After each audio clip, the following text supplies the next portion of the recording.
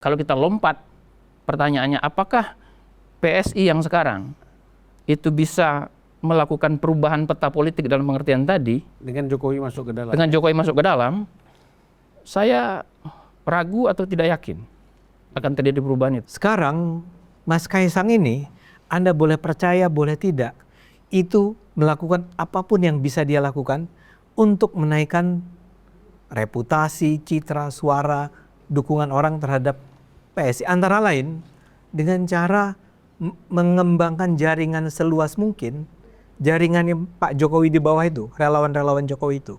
Sehingga sekarang basisnya PSI bukan lagi seperti yang terjadi pada tahun 2019 dan juga 2024.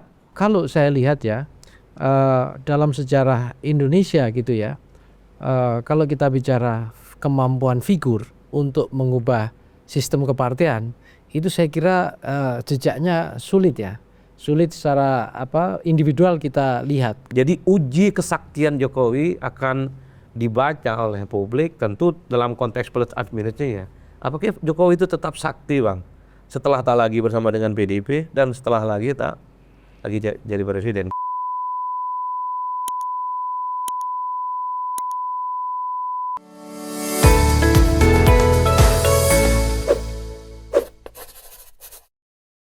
Dari Grand Studio Unpacking Indonesia, Pejaten Raya Jakarta, inilah Majelis Antitesis.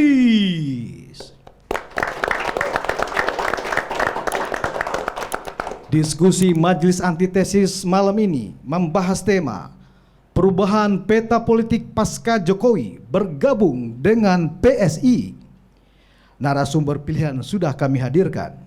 Profesor Dr. Nyarwi Ahmad, Guru Besar Visipol Universitas Gadjah Mada, Yogyakarta. Dr. Jayadi Hanan, Direktur Eksekutif LSI. Dr. Ade Armando, politisi PSI. Dan Adi Prayitno, Direktur Eksekutif Parameter Politik Indonesia. Dan ikut menghadiri diskusi kita adik-adik mahasiswa dari Universitas Indonesia Depok, Universitas Nasional Jakarta, UIN Ciputat Jakarta. Dan diskusi ini dipandu oleh Presiden Unpacking Indonesia, Zulfan Linda. Dulu ada presiden teksi.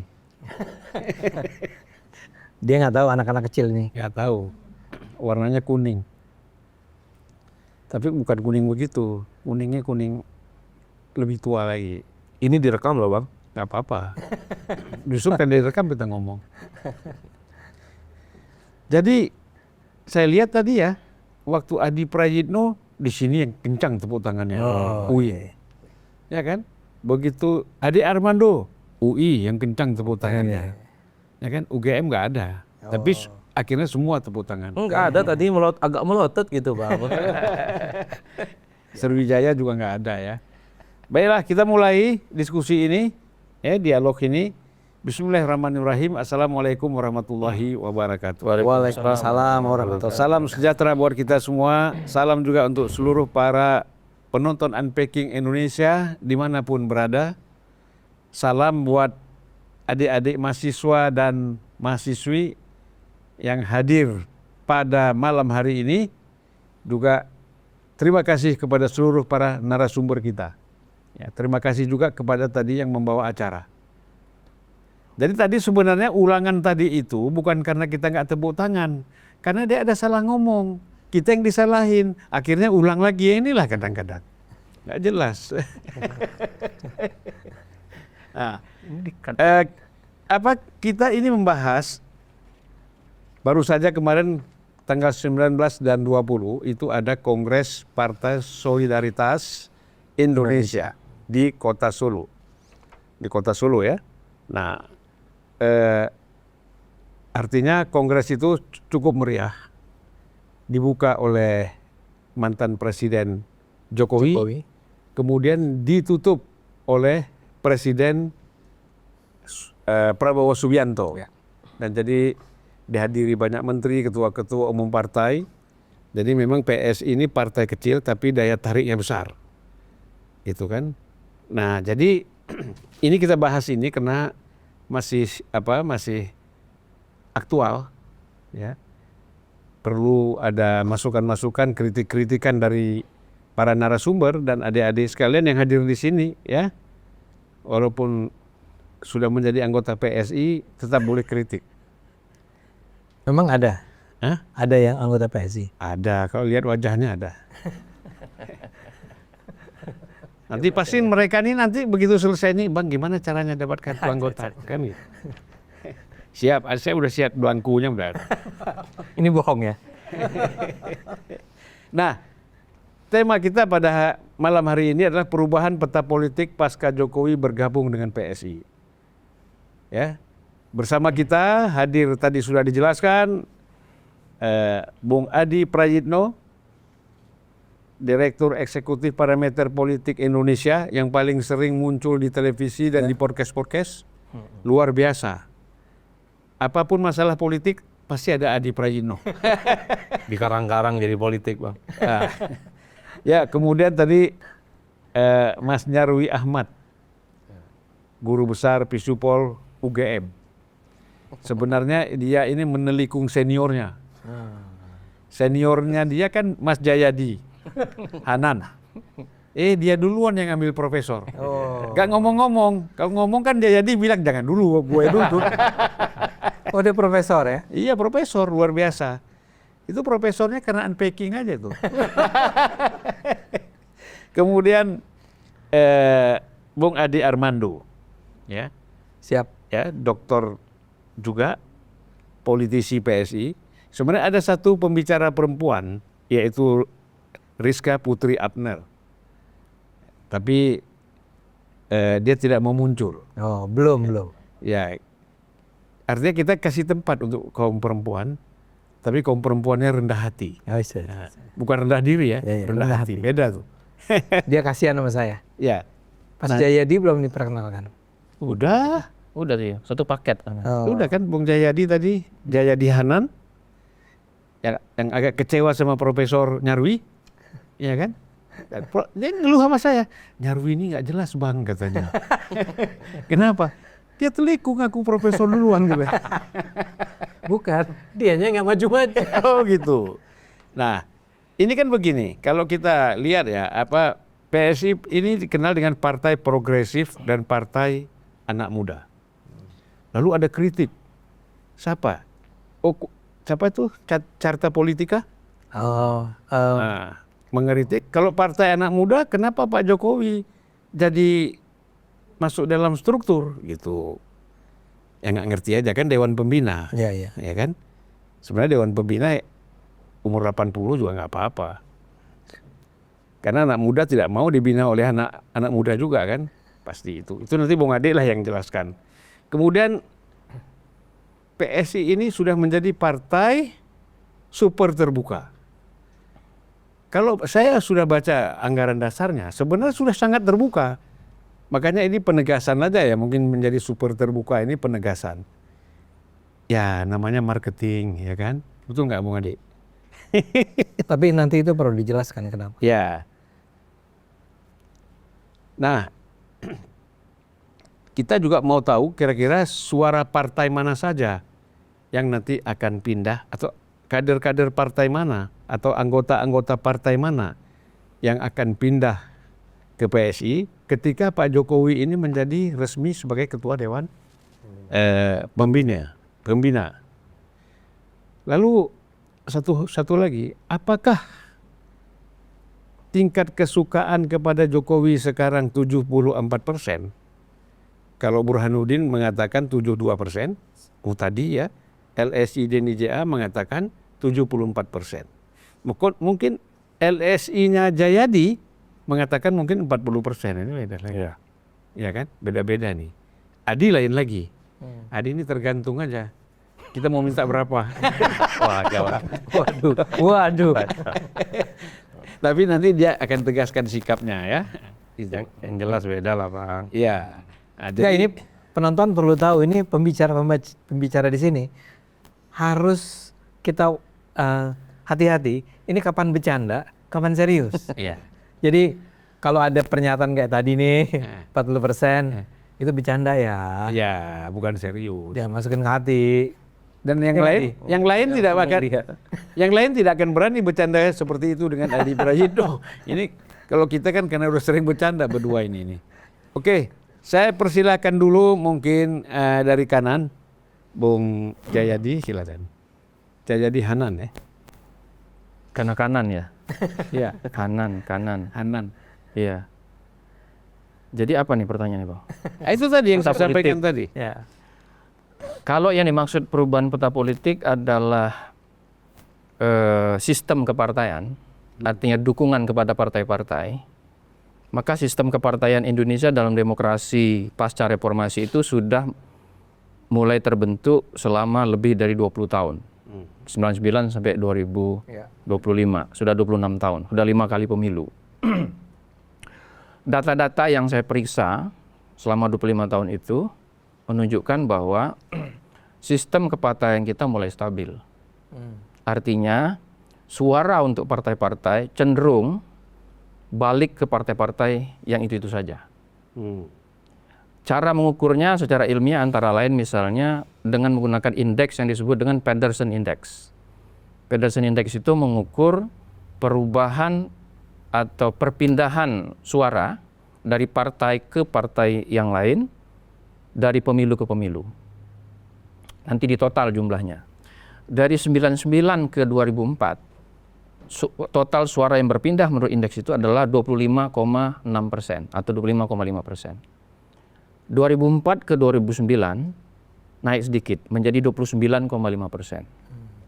Artinya banyak sekali yang mudah berpindah dari pemilu ke pemilu itu. 2009 ke 2014 turun menjadi 19,9%, 20%. Turun. 2014 ke 2019 turun lagi menjadi 12,7%. 2019 ke 2024 yang barusan turun lagi menjadi 6,7%. Yang pindah. Yang pindah dari partai ke partai yang lain. Artinya ini tantangan kalau PSI mau merubah peta itu, tantangannya adalah bagaimana tuh pemilih yang sudah ajak cenderung memilih partai yang sama dari pemilu ke pemilu itu tidak mudah untuk berpindah kecuali ada sesuatu hal yang memang betul-betul baru dan menarik dan kuat, signifikan. Indikator lain adalah suara untuk partai-partai baru terus turun jumlahnya. Suara untuk partai-partai baru. Suara untuk partai-partai baru itu paling banyak di pemilu 2004. Itu mencapai 22%. Hampir sama dengan pemenang pemilu waktu itu, Golkar. Golkar itu 22, sekian. Total suara untuk partai baru itu sekitar 22% juga. Itu 2004. Sampai dengan 2024 sama. Ya, turun terus.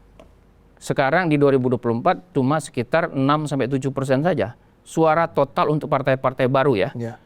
Kalau partai-partai baru itu kita masukkan juga partai-partai luar parlemen kecuali P3. Ya, karena P3 itu menurut saya dia terlempar dari parlemen karena kecelakaan. Seharusnya dia bisa. Kan cuma kurang 0,2, 0,1 atau 0,2%, ya kan? Kalau kita ukur partai yang baru banget seperti Gelora, Partai Umat segala macam, jumlahnya lebih sedikit lagi suara untuk partai-partai baru, ya. Jadi partai-partai luar parlemen itu sulit untuk memperoleh atau masuk ke parlemen di tingkat nasional. Kalau kita masih menggunakan parliamentary threshold itu. Yang ketiga, ada yang namanya ENPP, Effective Number of Political Parties in Parliament. Artinya jumlah partai yang ada di parlemen dan berpengaruh. Jumlahnya itu, ringkas cerita, nanti datanya bisa saya sampaikan kalau mau, ada perhitungannya. Dari 99 sampai sekarang, jumlahnya itu hanya antara 6-8%. Antara 6-8 partai. Artinya partai-partai yang lama inilah yang terus-menerus berada di parlemen, sulit bagi partai-partai luar parlemen untuk masuk. Yang keempat, partai-partai luar parlemen yang pernah ikut pemilu, nggak pernah ada yang bisa masuk parlemen. Cek aja. Perindo, P3, PBB, PSI, ya yang terakhir itu PSI kan, nggak pernah yang ada bisa masuk parlemen. Malah yang sudah di dalam keluar. Yang di dalam malah keluar Hanura sama P3. Tapi kedugaan saya kalau P3 mungkin harus itu sebenarnya sedikit aja itu masih bisa tetap berada di parlemen. Nah, kemudian apa namanya? Partai-partai baru yang bisa masuk parlemen itu kan kita mulai dari partai PKS, Demokrat, PAN, PKB, apalagi Nasdem. Gerindra, Nasdem. Kalau itu kita lihat karakteristik partai-partai baru di masa reformasi ya, yang bisa masuk parlemen itu adalah partai-partai yang punya dua modal utama. Satu, ketokohan. Ya. Yang kedua, basis sosial. PAN punya ketokohan Amin Rais waktu itu. Basis sosialnya Muhammadiyah. PKB punya ketokohan Gus Dur waktu itu. Basis sosialnya NU. Itu contoh. PKS ya. PKS agak berbeda sedikit, tapi dia punya ketokohan yang cukup banyak ya. Tapi dia punya basis sosial yang sangat kuat. Demokrat gimana? Demokrat itu tokohnya SBY. Iya. Basis sosialnya adalah dari Golkar. Golkar itu apa backbone-nya waktu zaman Orde Baru? ABRI, birokrasi, ya kan? Sama kelompok-kelompok fungsional. Ya. SBY itu punya basis sosial di situ, di Golkar, lewat ABRI dan sebagainya. Ya. Sama, Gerindra juga punya tokoh Prabowo, basis sosialnya sama, berada di Golkar. Makanya suara Golkar tinggal 14%-an.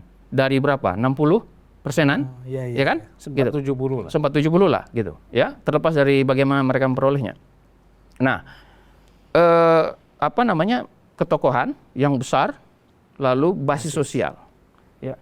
Kalau mau diringkas sekarang, lalu yang ketiga yaitu infrastruktur dan logistik yang kuat. Nah, biasanya infrastruktur dan logistik yang kuat itu konsekuensi dari yang pertama dan kedua. Adanya ketokohan yang kuat dan basis sosial yang kuat. Baru muncul kan, baru ada logistik datang ya, infrastruktur bisa dibangun dan sebagainya. Nah, coba perhatikan partai-partai yang tidak bisa bertahan di parlemen atau tidak bisa masuk parlemen, itu biasanya lemah di salah satu atau salah dua atau salah tiga di situ. Terutama yang pertama dan kedua. Nah, sekarang pertanyaannya, apakah PSI punya? Tapi sebelum ke situ saya mau tanya dulu. Tadi kan persentase penurunan ya dari 99.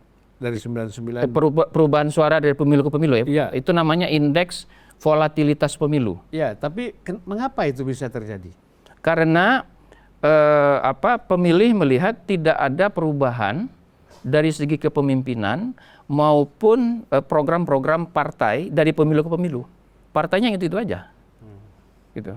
Ya kan? Ya. Jadi tidak ada insentif bagi pemilih untuk pindah ke partai lain. Biasanya insentif itu ada bagi para pemilih untuk pindah kalau ada kebaruan. Kebaruan itu bisa dua, tokoh yang sangat signifikan atau program atau appeal yang sangat menarik, sangat signifikan bagi masyarakat pemilih sehingga mereka mau berpindah, termasuk misalnya anak-anak muda, ya kan? Gitu. Nah, itu selama 25 tahun terakhir pemilih kita nggak punya itu. Ada perubahan volatilitas di 2009. Waktu itu Demokrat jomplang naik menjadi 20% lebih suaranya, tapi akibatnya dia menurunkan suara banyak partai lain. Ya, PKB turun dari 9 atau 8 menjadi 5, ya kan? PDIP turun, kemudian beberapa Golkar juga turun. Itu kenapa itu? Ada ketokohan SBY yang sangat menonjol waktu itu 2009.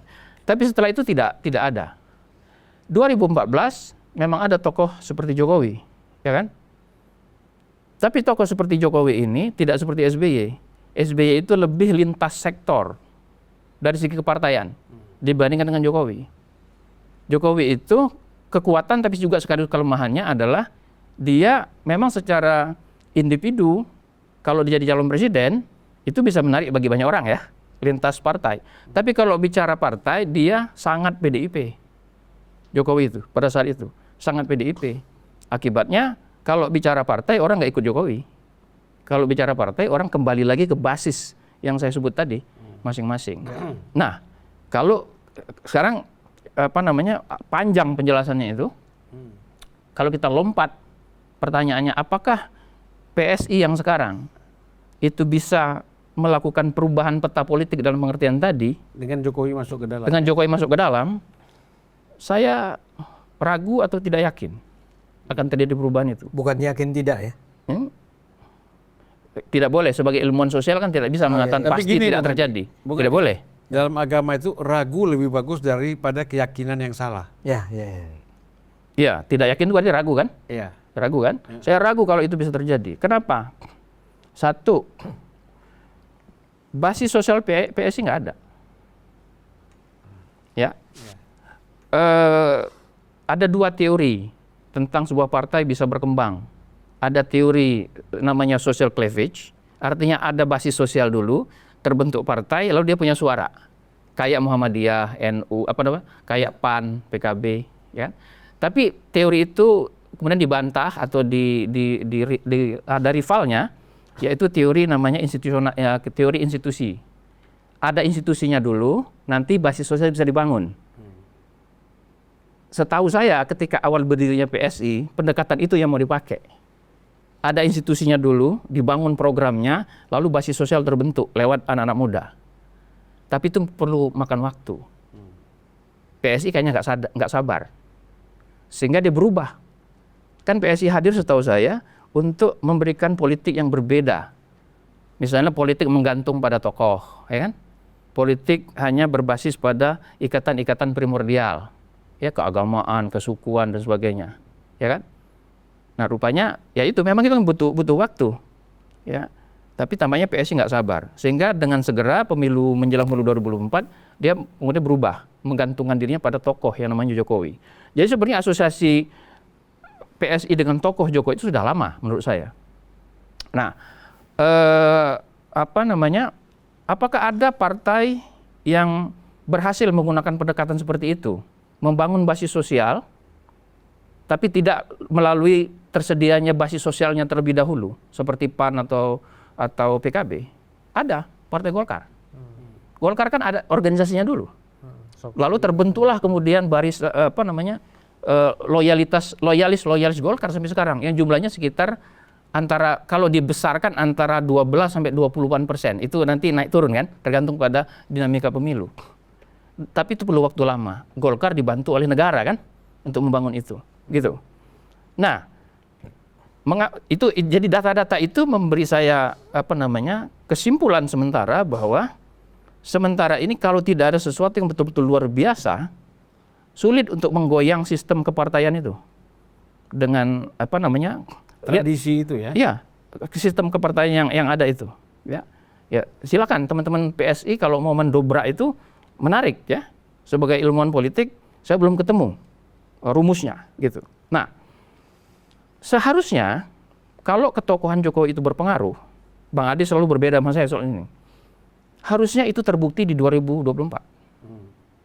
Ketokohan Jokowi berada pada puncaknya di 2024 itu. Bahkan dia berhasil membangun menjadi kingmaker kan, to some extent ya. Yaitu dia berhasil mendorong Pak Prabowo menjadi presiden. Dari Kim, Iya kan? Indonesia Maju. Kan pengaruh Pak Jokowi harus diakui ada situ kan? Bukan pengaruh lagi, menentukan. Ya saya nggak, ya terserah, pokoknya ada pengaruhnya. Terserah lah ya. Itu Apakah menentukan, apakah berpengaruh? Iya. sama aja. Ilmuwan sosial agak susah itu menentukan itu, Bang. Politisi berani berkata begitu, ilmuwan nggak bisa, nggak berani. Hukumnya bisa dicabut itu. Nah, ternyata enggak. Ya kan? Coba kita pakai cara berpikir yang sederhana aja, Bang Ade. Berapakah kekuatan Jokowi kalau mau dikuantifikasi dari sudut kemampuannya menarik suara untuk partai? Ya kan? PDIP di 2009 suaranya sekitar 14%-an kan? Ya kan? Betul? 14 sampai 15%. Kapan? 2014. 2009. PDIP. Ya, 14. Ya kan? Ada Jokowi, ada teori namanya coattail effect. 2009 belum ada Jokowi. Iya, 2014. 2009. Suara PDIP-nya aja, Bang. Oh iya, ya, tanpa Suara Jokowi. Tanpa Jokowi. Ya, kita mau ngukur Ya, ya. secara sederhana kemampuan Jokowi untuk menarik suara. Ya. Karena kan yang mau dijual PSI sekarang kan ketokohan Jokowi, ya kan? Kalau diukur secara sederhana, 2009 suara PDIP 14%, kurang lebih. 2014 ada coattail effect, ya, pengaruh efek ekor jas. Berapa suara PDIP jadi? 19, ya kan? Naik artinya kan? 5%. Naik 5%. Apakah itu semua berasal dari Pak Jokowi? Nggak bisa diklaim begitu, ya, nggak bisa diklaim begitu. Ya.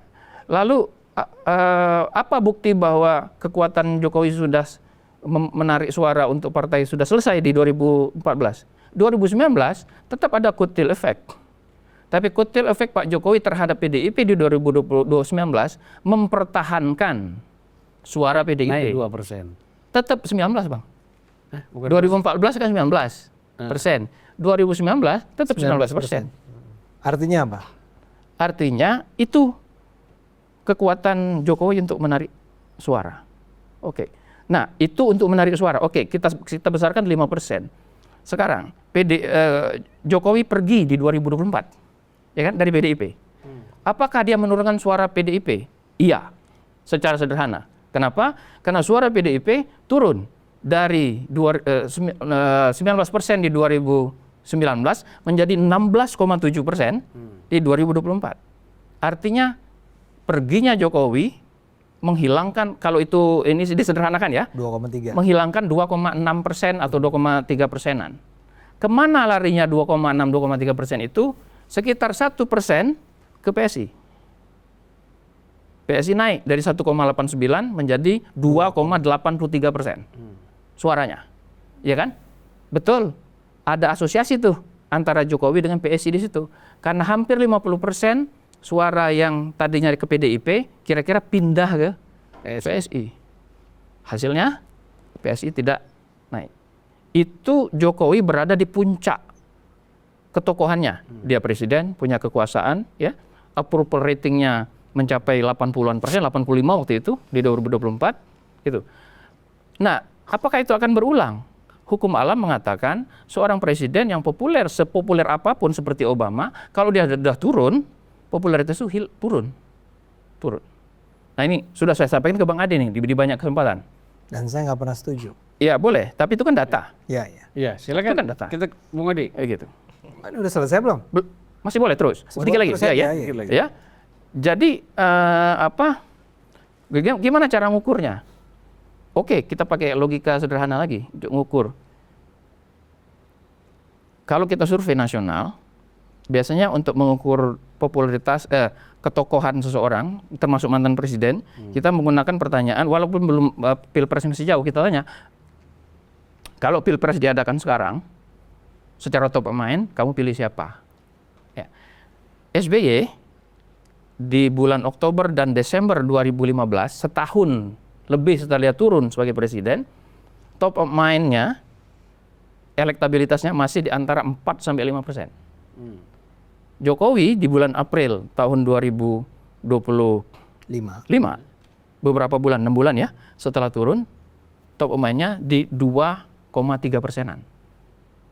Artinya dia turunnya double dibandingkan dengan Jokowi. dengan Pak SBY. Itu contoh. Itu salah satu contoh untuk melihat.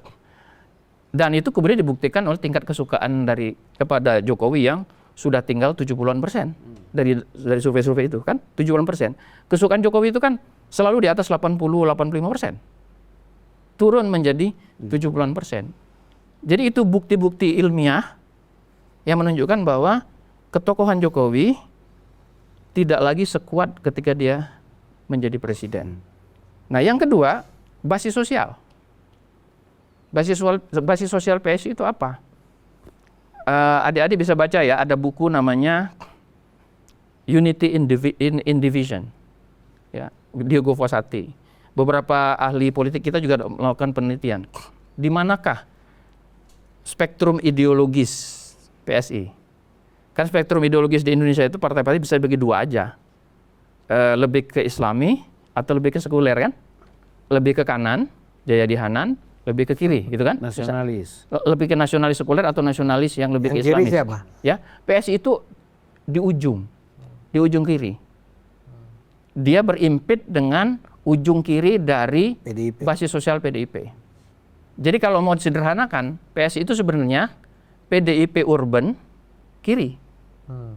Ya, nasionalis yang dan itu masuk akal. PSI kan lebih mengutamakan minoritas gitu kan,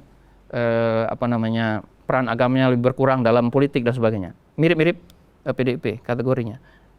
Itu jumlahnya kecil. Kan selalu yang paling banyak kan di tengah. Maka Golkar, Demokrat itu kan tengah semua tuh. Nah, PSI itu mengambil ceruk yang kecil. Problemnya ada atau tantangannya adalah ceruk yang kecil itu pun sebagian besar diambil sama PDIP. Jadi kalau ada misalnya pertarungan di bawah antara PDIP, kader PDIP dengan PSI di pileg dan sebagainya itu wajar aja karena memang ceruk yang dipilih sama. Nah, kalau itu dengan kata lain basis sosial PSI kalaupun sudah mulai terbentuk masih kecil. Pertanyaannya, apakah dengan ketokohan, kalau mengandalkan ketokohan Jokowi yang menurut saya tidak terbukti mampu mengangkat, ada pengaruhnya jelas, tapi tidak mampu mengangkat menjadi 4% sehingga masuk parlemen, lalu dengan basis sosial yang kecil itu, saya ragu kalau itu akan mengakibatkan terjadinya perubahan peta politik dalam pengertian sistem kepartaian, dalam pengertian dukungan kepada partai-partai yang ada sekarang. Udah, oke. Oke. Ini Bung Jayadi ngomong 31 menit, 32 menit, luar biasa. Selesai sudah pembicaraan. Sebenarnya selesai, tapi karena belum dijelaskan oleh tokoh PSI yang hadir, belum selesai. Setelah Bang Adi langsung tanya jawab ya Bang ya. Kan sudah selesai sama Bang Jayadi. 90 menit. Oke. Kan yang penting honornya sama pulangnya. Ini Anda di depan mahasiswa UIN loh. Enggak apa-apa. Oh nggak apa-apa ya? Nggak apa-apa ya? Jadi gini, ada beberapa hal, saya minta maaf kalau sampai ada yang miss, tolong diingatkan. Ya. Tadi Jayadi bilang begini gitu ya. Tapi saya mulai dulu dari apa yang Anda sudah sebut bahwa kita berbeda pendapat tentang apakah pada 2024 seberapa besar sih peran Jokowi.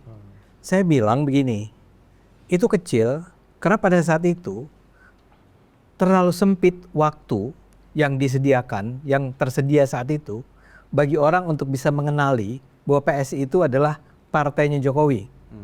Jokowi himself tidak pernah mempromosikan PSI. Itu yang sebetulnya kita harapkan semula tapi memang tidak mungkin dilakukan. Karena dia adalah seorang presiden, dia adalah untuk waktu yang lama tetap PDIP kan. Nggak mungkin lah dia mempromosikan PSI. Satu-satunya proksi atau indikator yang digunakan orang untuk melihat bahwa Jokowi itu sebetulnya dekat sama PSI adalah kehadiran Kaisang. Itu saja.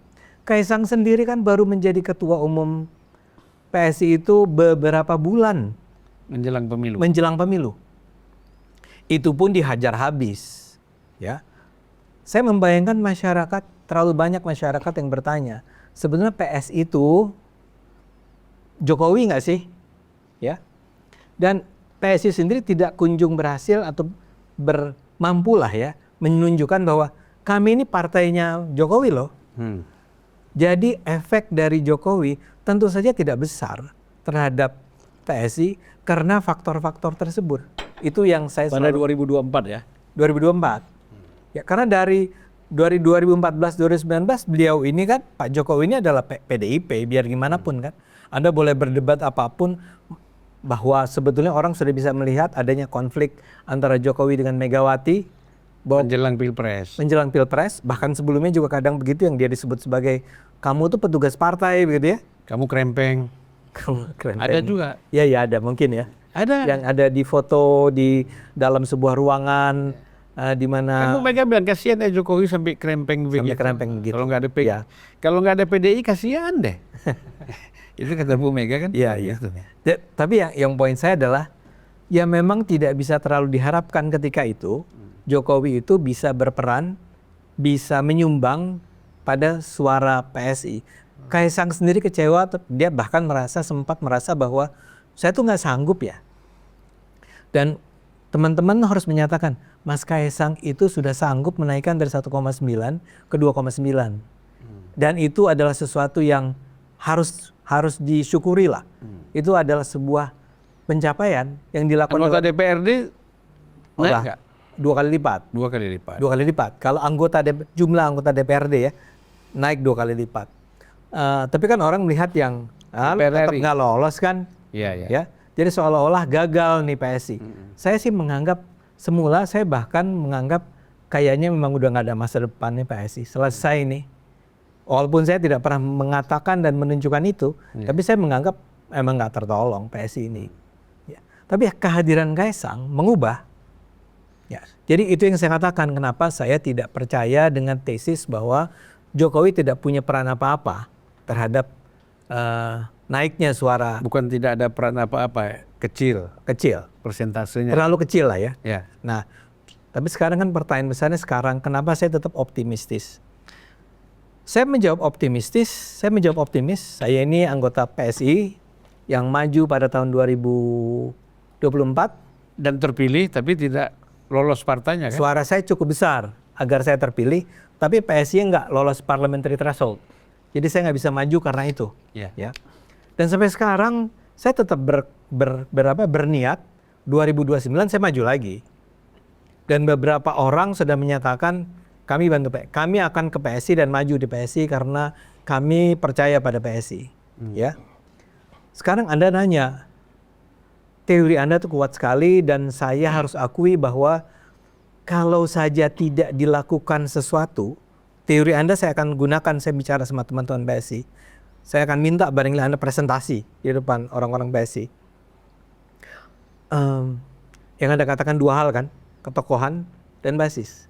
Kalau Anda tidak lakukan sesuatu mengenai dua hal ini, dijamin 2029 itu mungkin kemajuan PSI tidak seperti yang dibayangkan. Harusnya saya ngomong dikit-dikit aja tadi Bang ya.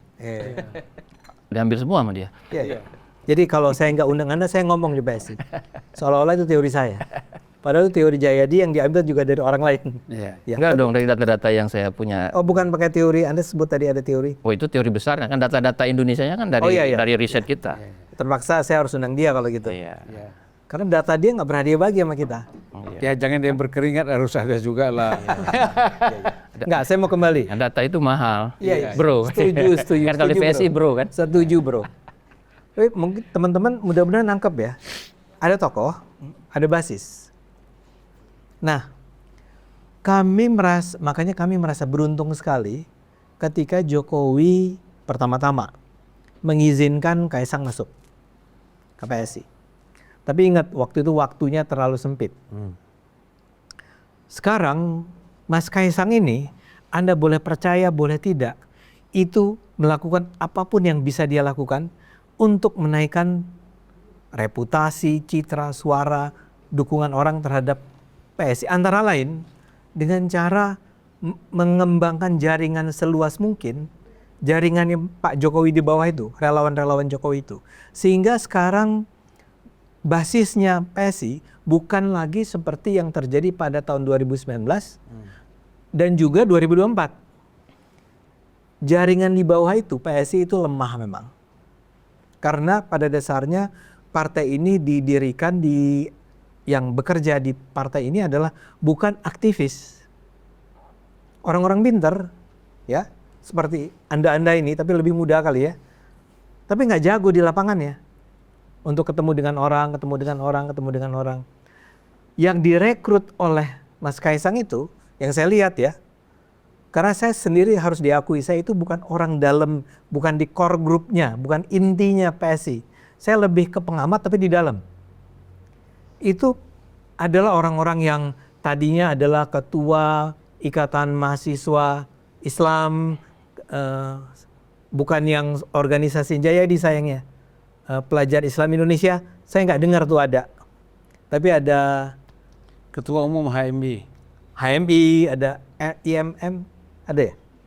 Ya, Ada. Islam lah ya. Ada sebetulnya, tapi saya nggak mau sebut di sini. Iya ya. Kalau Muhammadiyah ada. Ada ya? Raja Juli. Iya enggak. Ini yang di bawah. Yang sekarang, yang Pasti muda-muda. pasti punya anak buah dong. Iya ya. Nah, Raja Juli itu sebenarnya lebih berperan sebagai intelektual daripada sebagai aktivis di masanya. Kemudian ada dari Hindu, ada dari Buddha, ada dari Katolik, ada Kristen gitu loh. Sehingga kalau Anda bicara tentang basis, pertama, saya merasa bahwa pelan-pelan ini sedang dibangun. Ya. Dan saya rasa bukan sesuatu yang kebetulan bahwa PSI itu melakukan perombakan ini, struktur ini sekarang, 2025. 4 tahun sebelum pemilu berlangsung. Jadi Mas Kaisang itu baru menjadi ketua selama dari 2023 sampai 2025, berhenti di situ, dilakukan pemilihan ulang. Jadi 2025 sampai 2030. Kenapa? Karena saya rasa ya teman-teman ini betul-betul merasa bahwa harus menyiapkan struktur organisasi sampai ke basis itu dari sekarang. Sementara partai-partai lain kan barangkali tidak merasa ada kebutuhan yang terlalu mendesak. Itu dilakukan untuk membangun basis tersebut. Nah, kedua, saya merasa bahwa kalau saya, dan saya merasakan ini juga di sebagian dari pengurus PSI, itu persis seperti yang Anda pikirkan tadi. Harus ada sesuatu yang mendobrak politik Indonesia.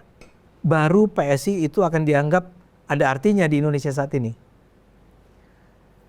Nah, kemarin itu, seperti tadi Mas Jai dikatakan, itu persoalannya terlalu kiri sekuler. Ya. Paling kiri. Paling kiri. Ini yang juga berusaha diubah sekarang. Termasuk konsep tentang partai anak muda. Konsep partai anak mudanya sekarang udah berubah. Bukan lagi hanya anak muda, tapi berpikir dengan cara anak muda.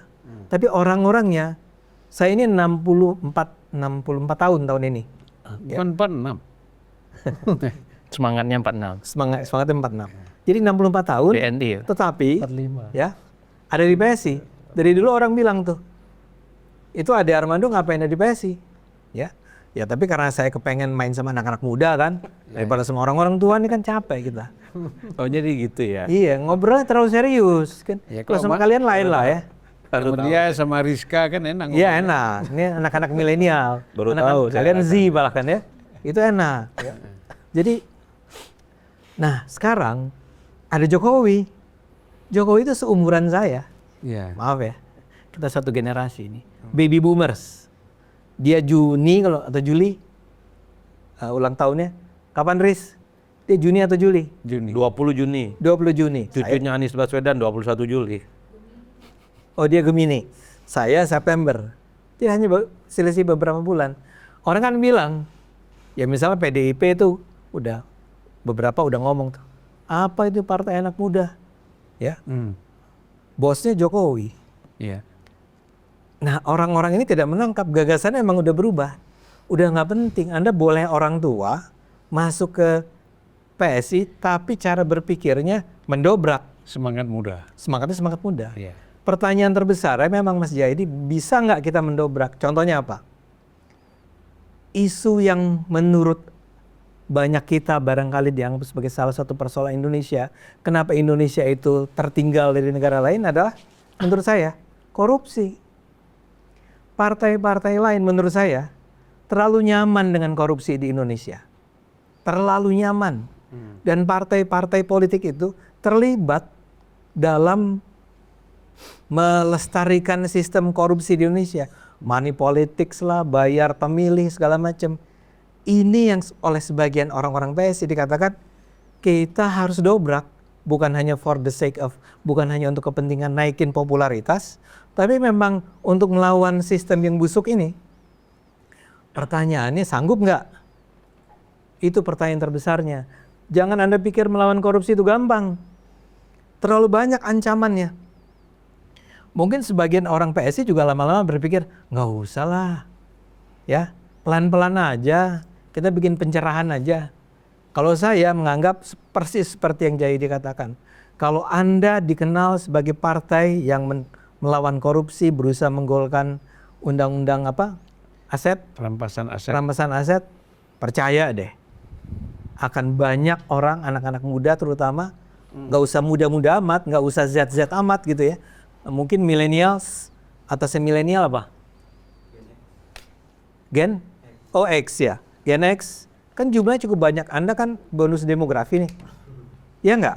Ya kan? Si bonus demografi ini kalau dilihat sebagai kelompok orang yang kalian muak nggak dengan korupsi Indonesia gitu kira-kira kan? Muak nggak? Muak. Ada nggak partai yang ngomong tentang kita melawan korupsi? Nggak ada. Dulu ada namanya, boleh disebut nggak, Bang? Silakan. Partai Demokrat. Bikin iklan kan? Kita lawan korupsi. Tahun berikutnya sejumlah orang Demokrat masuk penjara gara-gara korupsi. Nah, itu pengalaman buruk nih buat masyarakat Indonesia.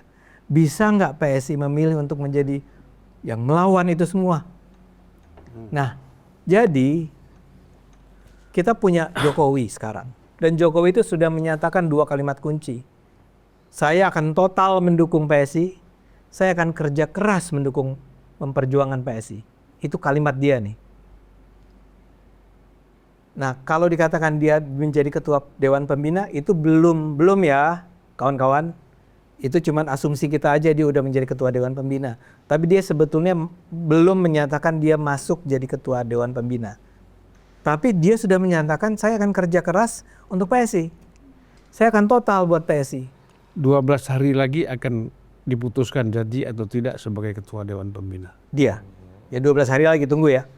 Tapi buat saya, terlepas dia jadi ketua Dewan Pembina atau tidak, dia sudah menyatakan dia akan berjuang. Artinya, from now on, asumsi saya ya, akan sering dia muncul sebagai orangnya PSI. Jadi dapat tuh yang nomor satunya tokohnya. Jaidi udah mengatakan popularitas dia turun terus. Saya ulang nih, nggak apa-apa. Kami ini suaranya baru 2,9%. Kita nggak butuh suara kita jadi 20%. Tapi nanti kan threshold dihapus nggak? Enggak. Belum tentu. Ya belum tentu. Turun aja, bukan 4. Tapi saya mau bilang kita nggak butuh sampai 20 kok. Jokowi itu kami harapkan naik menjadi, kita bisa naik jadi 6, jadi 7 tahun 2029 nih, ya, supaya kita bisa ada di DPR. Dan kalau kita udah masuk di DPR lebih mudah bagi kita berperang, nggak lebih mudah, tapi lebih berpeluang, lebih mungkin bagi PSI untuk melawan korupsi. Sehingga kalau Pak Jokowi itu bilang gini, jangan terlalu berharap 2029 tuh PSI udah menjadi partai yang dominan ya di parlemen. Belum. 2034. 2034. Ya. Tapi ingat loh, ini baru tekad loh. Baru semangat, baru cita-cita. Tergantung sekarang kepada orang-orang PSI yang ada di PSI sekarang. Mau nggak berantem? Artinya berantem itu bukan berantem kayak Fisik.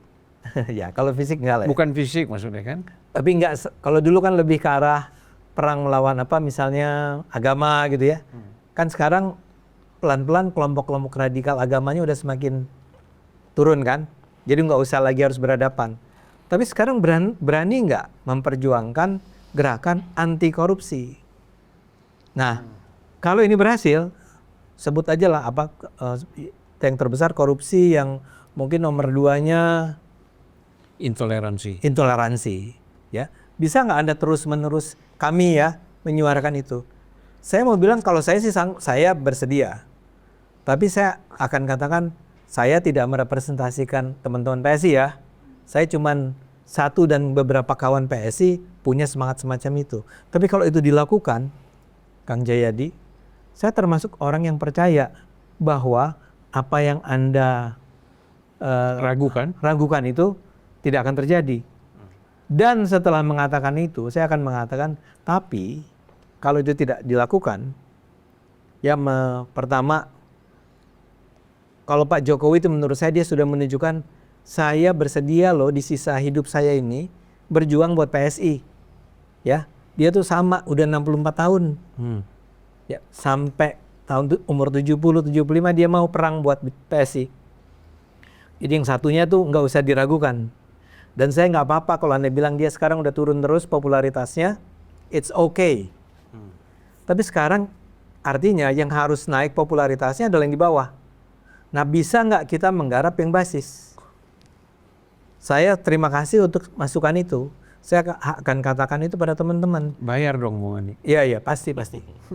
Anda nggak garap ini basis, Anda biarkan itu berkembang baik-baik saja seperti orang mengembangkan organisasi, buka jaringan, buka di kantor di sana, tapi nggak ada perangnya, nggak ada gagasan yang diperjuangkannya. Saya percaya, saya termasuk orang yang akan mengatakan kayaknya mungkin Jayadi benar nih. Tapi satu hal, kalau sampai sudah ada Pak Jokowi, ada Kaisang, ya itu semua kita lakukan, dan ternyata 2029 itu kita cuma dapat naik 1% lagi ke 3,9, ya memang saya akan bilang mungkin memang takdirnya PSI nggak usah ada. Iya. Itu loh jawaban saya. Mudah-mudahan itu menjawab ke Ya. keraguan Anda. Ya, kalau bicara takdir kan kita mengingat Sultan Takdir Al-Sabana ya. Yang belum tentu ada tahu nggak? Tahu. Sultan Takdir tahu. Unas pasti tahu, Unas pasti tahu. Rektor UNAS, pendiri UNAS. Unas itu. Nggak yang ini dong, UIN dong. Tahu nggak? Harusnya Sultan tahu Takdir ya. Ali Syahbana. Sastrawan Enggak, besar. mereka senyum-senyum. Senyum-senyum itu tidak menjawab artinya. Angkatan pujangga baru. Apalagi. Nggak belajar sastra ya. Nih anak UI tahu nggak? Sultan Takdir Ali Syahbana. Nggak tahu. Enggak, sekolahnya apa? Fakultas apa? Sosiologi. Oh, sosiologi nggak tahu. Silo Sumarjan dia tahu tuh. Oke. Ya, antropologi Kuncoro Ningrat dia tahu kali. Ya, menarik sekali saya kira ya. Jadi tesisnya tadi disampaikan oleh Jayadi Hanan, kemudian ada antitesis dari Bung Ade Armando. Nah, Nggak sekarang sepenuhnya antitesis itu bang, parsial antitesis. Ya. Karena sebagian saya menyetujui. Bang, data keras itu. Iya, tapi kalau kondisinya berubah, kan kita ngomong ke depan Iya, nih. iya, betul. tapi kan antitesis tidak selalu sepenuhnya beda Bang Iya, Ade, kan? betul, betul. Ya? Teorinya kan begitu. Tantangannya lagi bang, 20 tahun terakhir itu nggak berubah. Tapi nanti dulu kita kasih profesor Iya, iya. dulu. Nanti kita kalau profesor nggak mau bahaya. Yang lahir bukan bicara PSI, jajah palsu lagi. Waduh. Waduh, waduh. Ini kita ngomong PSI aja tuh Pak. Ya. Jangan kemana-mana lah. Ya, PSI lah. Enggak, sayangnya saya itu kemungkinan memperkuat antitesis tesisnya Bang Jayadi tadi. Iya. Ya. Kok sayang? Iya, karena Bang Ade tadi itu kan masih parsial antitesis ya. Ya kan. Jadi Nggak, kenapa sayangnya? ya, artinya PR-nya makin banyak Bang Ade nanti. Oh iya. Artinya dia sayang sama PSI dong. Iya, iya. Oh sayang. No? Enggak, saya percaya Jayadi itu bicara gini jujur Oh pasti. untuk mengatakan, Bang Ade, PSI itu nggak tertolong kok, gitu kan? Bung Ade, kalau tidak jujur nggak bakal kita undang ke sini. Oh iya. Oke, tadi saya udah dikasih kesempatan. Begini, pertama ini kan temanya tadi seberapa sih kira-kira ya kalau Pak Jokowi masuk dan perkuat PSI itu akan menolong atau bahkan perkokoh PSI. Kira-kira kan itu Lebih jauh, mengubah peta politik. bahkan Suaranya mengubah agak keras sedikit. ya bahkan mengubah peta politik nasional misalnya begitu. Nah kalau kita lihat ya Bang Ade, tadi yang dijelaskan Mas Jayadi itu kan dari aspek kepartean ya. Tapi kalau saya lihat ya dalam sejarah Indonesia gitu ya, kalau kita bicara kemampuan figur untuk mengubah sistem kepartean itu saya kira jejaknya sulit ya, sulit secara individual kita lihat. Kenapa? Karena ya karena gini ya, orang-orang tokoh itu kan kontribusinya di pendirian partai dan memperkuat partai. Tetapi bagaimana partai kemudian berproses itu melibatkan banyak orang. Iya. Nah, artinya nggak sendirian dia bisa menjadi ideolog partai, ya dia bisa menjadi brand partai, tapi belum tentu ya keberadaannya itu menjadi energi yang paling kuat di partai itu ya. Nah dalam konteks ini saya harus memilah lagi ya. Karir politik dari dulu beberapa kan sering ada muncul kritik ya. Pak Jokowi itu lahir sebagai politisi, ya kemudian lahir juga kalau dalam beberapa artikel saya itu saya sering nyebutnya selebriti politik juga dia, tetapi tidak pernah dalam struktur keorganisasian partai, mengelola partai. Kalau istilah pinjam beberapa kali Pak Prabowo mengatakan itu orang yang berdarah-darah di partai, dan ini sering dipakai teman-teman PDIP yang sering mengkritik Pak Jokowi gitu ya. Nah sebenarnya saya lebih suka melihat pada konteks ini. ada dua dalam politik Indonesia sesungguhnya. Kalau kita bicara kepartean itu kan sebenarnya arena pemilu legislatif tepatnya. Nah sementara Pak Jokowi ini kan lebih dominan dalam arena pemilu eksekutif. Nah biasanya kalau dalam arena pemilu eksekutif pemainnya nggak banyak kan, maksimal berapa pasang, mungkin paling mentok 4 pasang gitu ya. Sehingga apa, figur yang dilihat atau orang-orang kunci dalam arena itu hanya beberapa orang. Sehingga apa, jumlah dukungannya tentu lebih besar. Maka kalau kita lihat di data survei, walaupun nurun misalnya kepuasan Pak Jokowi itu masih ada 70-an%. Tetapi begitu masuk ke arena pemilu legislatif, kita ingat ya berapa banyak orang yang mencalonkan. Ya dari DPRD, kabupaten kota, provinsi gitu ya, sampai level DPR RI. Dan kalau kita melihat, makanya pemilu legislatif itu saya lihat orkestrasi pemilu yang paling padat. Karena dia melibatkan banyak kepentingan, melibatkan banyak tokoh yang bertarung. Nah, dalam konteks kepartean kita di Indonesia gitu ya, ini makanya tadi saya setuju partai salah satunya ditentukan gitu ya oleh contoh tadi basis, keorganisasian. Terus juga ada tokoh-tokoh besar yang menjadi simbol pengikat atau simbol ideologi atau simbol apapun. Nah, pertanyaannya dalam konteks Pak Jokowi kalau kita katakan Pak Jokowi sendiri ya, itu belum sepenuhnya teruji dalam mempengaruhi arena pemilu legislatif yang sebesar ini. Betul. Bahkan ketika di PDI Perjuangan waktu itu kan muncul sebenarnya perdebatan panjang. Ada nggak sih, pertanyaannya yang paling dasar, kotel efek itu saya masih ingat, ada yang bilang tidak, ada yang bilang ada, tapi kadarnya hanya sekian persen, kira-kira gitu. Nah, ini dari internal PDIP ya? ya muncul di banyak perdebatan Bang, gitu ya, kira-kira begitu. Nah bahkan di beberapa survei juga dicoba diuji itu, dipublikasikan juga. Nah dalam konteks ini kan ibaratnya yang di literatur itu kan ini dalam konteks elektabilitas presiden ke partai. Nah sementara belum muncul perdebatan sesungguhnya kalau riset lebih serius, ketokohan figur, daya tarik elektabilitas figur, sejauh mana bisa sepenuhnya dikonversi gitu ya, punya kontribusi pengaruh ke daya elektabilitas partai. Ini partai dulu, belum partai itu di dalamnya melibatkan, kalau kita pemilu legislatif, itu tokoh-tokoh juga. Belum satu lagi, di masing-masing dapil itu ada namanya kompetitor. Nah ini lebih rumit lagi, kenapa? Karena apa? Saya belajar marketing politik ya, kita nggak bisa kemudian melihat hanya daya jual partai saja, daya jual tokoh saja, tapi juga daya kompetisi orang-orang yang ada di tokoh-tokoh itu di masing-masing dapil lokal itu. Makanya itu kan mungkin ada yang pernah mengatakan misalnya beberapa partai kenapa kok bisa dapat suara besar gitu ya di DPR gitu. Apakah misalnya contoh beberapa tadi kan kalau pakai helikopter view misalnya Mas Jayadi menyebutkan pasti ada tokohnya nih Pak SBY, ada Pak Surya Paloh dan seterusnya. Tapi saya kan kita juga mendengar ya Bang Ade dan teman-teman, di bawah itu ketika terjadi pertarungan, fakta yang sering terjadi apa yang kita dengar? Ada pembajakan tokoh-tokoh yang dia kemudian, ini kan pemilih kita patron klien ya, yang dia kemudian bisa menarik suara. Kalau istilah-istilah zaman lama itu vote getter ya, atau orang-orang yang bisa kemudian mendapatkan kantung-kantung suara. Dan saya lihat Nasdem telah melakukan itu. Ya dulu Pak SBY ketika Demokrat Nasdem melakukan itu walaupun 2 menterinya di korupsi dan masuk penjara, suaranya naik. Ya suaranya naik Bang. Artinya kan dia bisa menyelamatkan kursi DPR gitu ya. Nah terus juga di zaman Pak SBY kita ingat kan ada di 2000 waktu periode pertama pemerintah ya 2019 berarti ya 14 sebelum itu.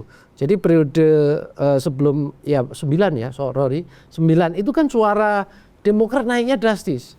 Kita harus ingat di situ juga banyak tokoh yang bermigrasi sesungguhnya. Jadi terkait dengan PSI ini dan bagaimana Pak Jokowi, saya kira bukan semata-mata pengaruh dari Pak Jokowi gitu ya, seberapa mampu gitu punya daya tarik, atau bahasa sederhananya daya tarik elektoral Pak Jokowi bisa dikonversi ke PSI.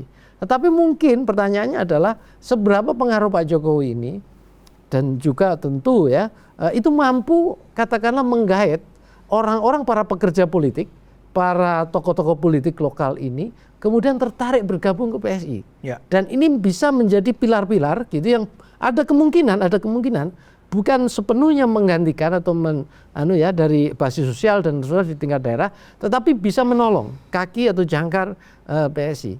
Nah, contoh sederhana potensi itu ada memang. Nah, di sini saya agak setuju dengan Bang Ade. Ada juga loh. Iya, makanya itu. Ini partially. Ini profesor. Oh ya, begitulah. Artinya pengaruh Pak Jokowi ya, bahwa pengaruh Pak Jokowi itu di tingkat pemilih itu Ya, tidak pengaruh alumni UGM juga lah, Pak. Ya, tidak.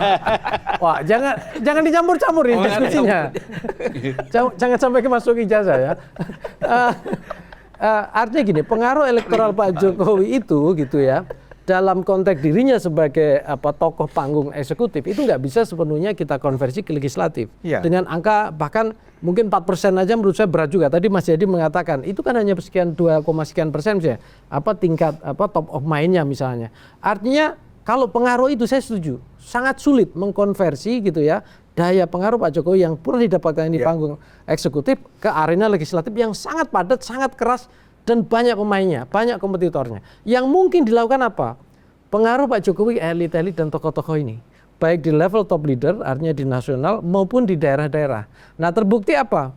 Kemarin kan pas kongres PSI itu kan boleh dibilang banyak tokoh ketua umum partai datang, banyak tokoh nasional datang. Mungkin kalau Mas Kaisang itu bukan anaknya Pak Jokowi, saya sebagai pengamat misalnya atau analis akan sulit ya rasanya mengharapkan itu datang sebegitu, walaupun Bang Zulfan yang ikut datang juga merasakan vibe-nya. Ini loh, saya klarifikasi, saya datang diminta untuk memberikan pengarahan soal kaderisasi. Iya Bang. Peserta Kongres PSI. Iya, tapi kan Abang Tapi merasa kan ada yang mengatakan saya sudah masuk PSI. Boleh-boleh saja. Dan itu kita nikmati ya. enggak, Abang kan merasakan bagaimana vibe-nya anak muda yang sedang berpolitik ini gitu ya.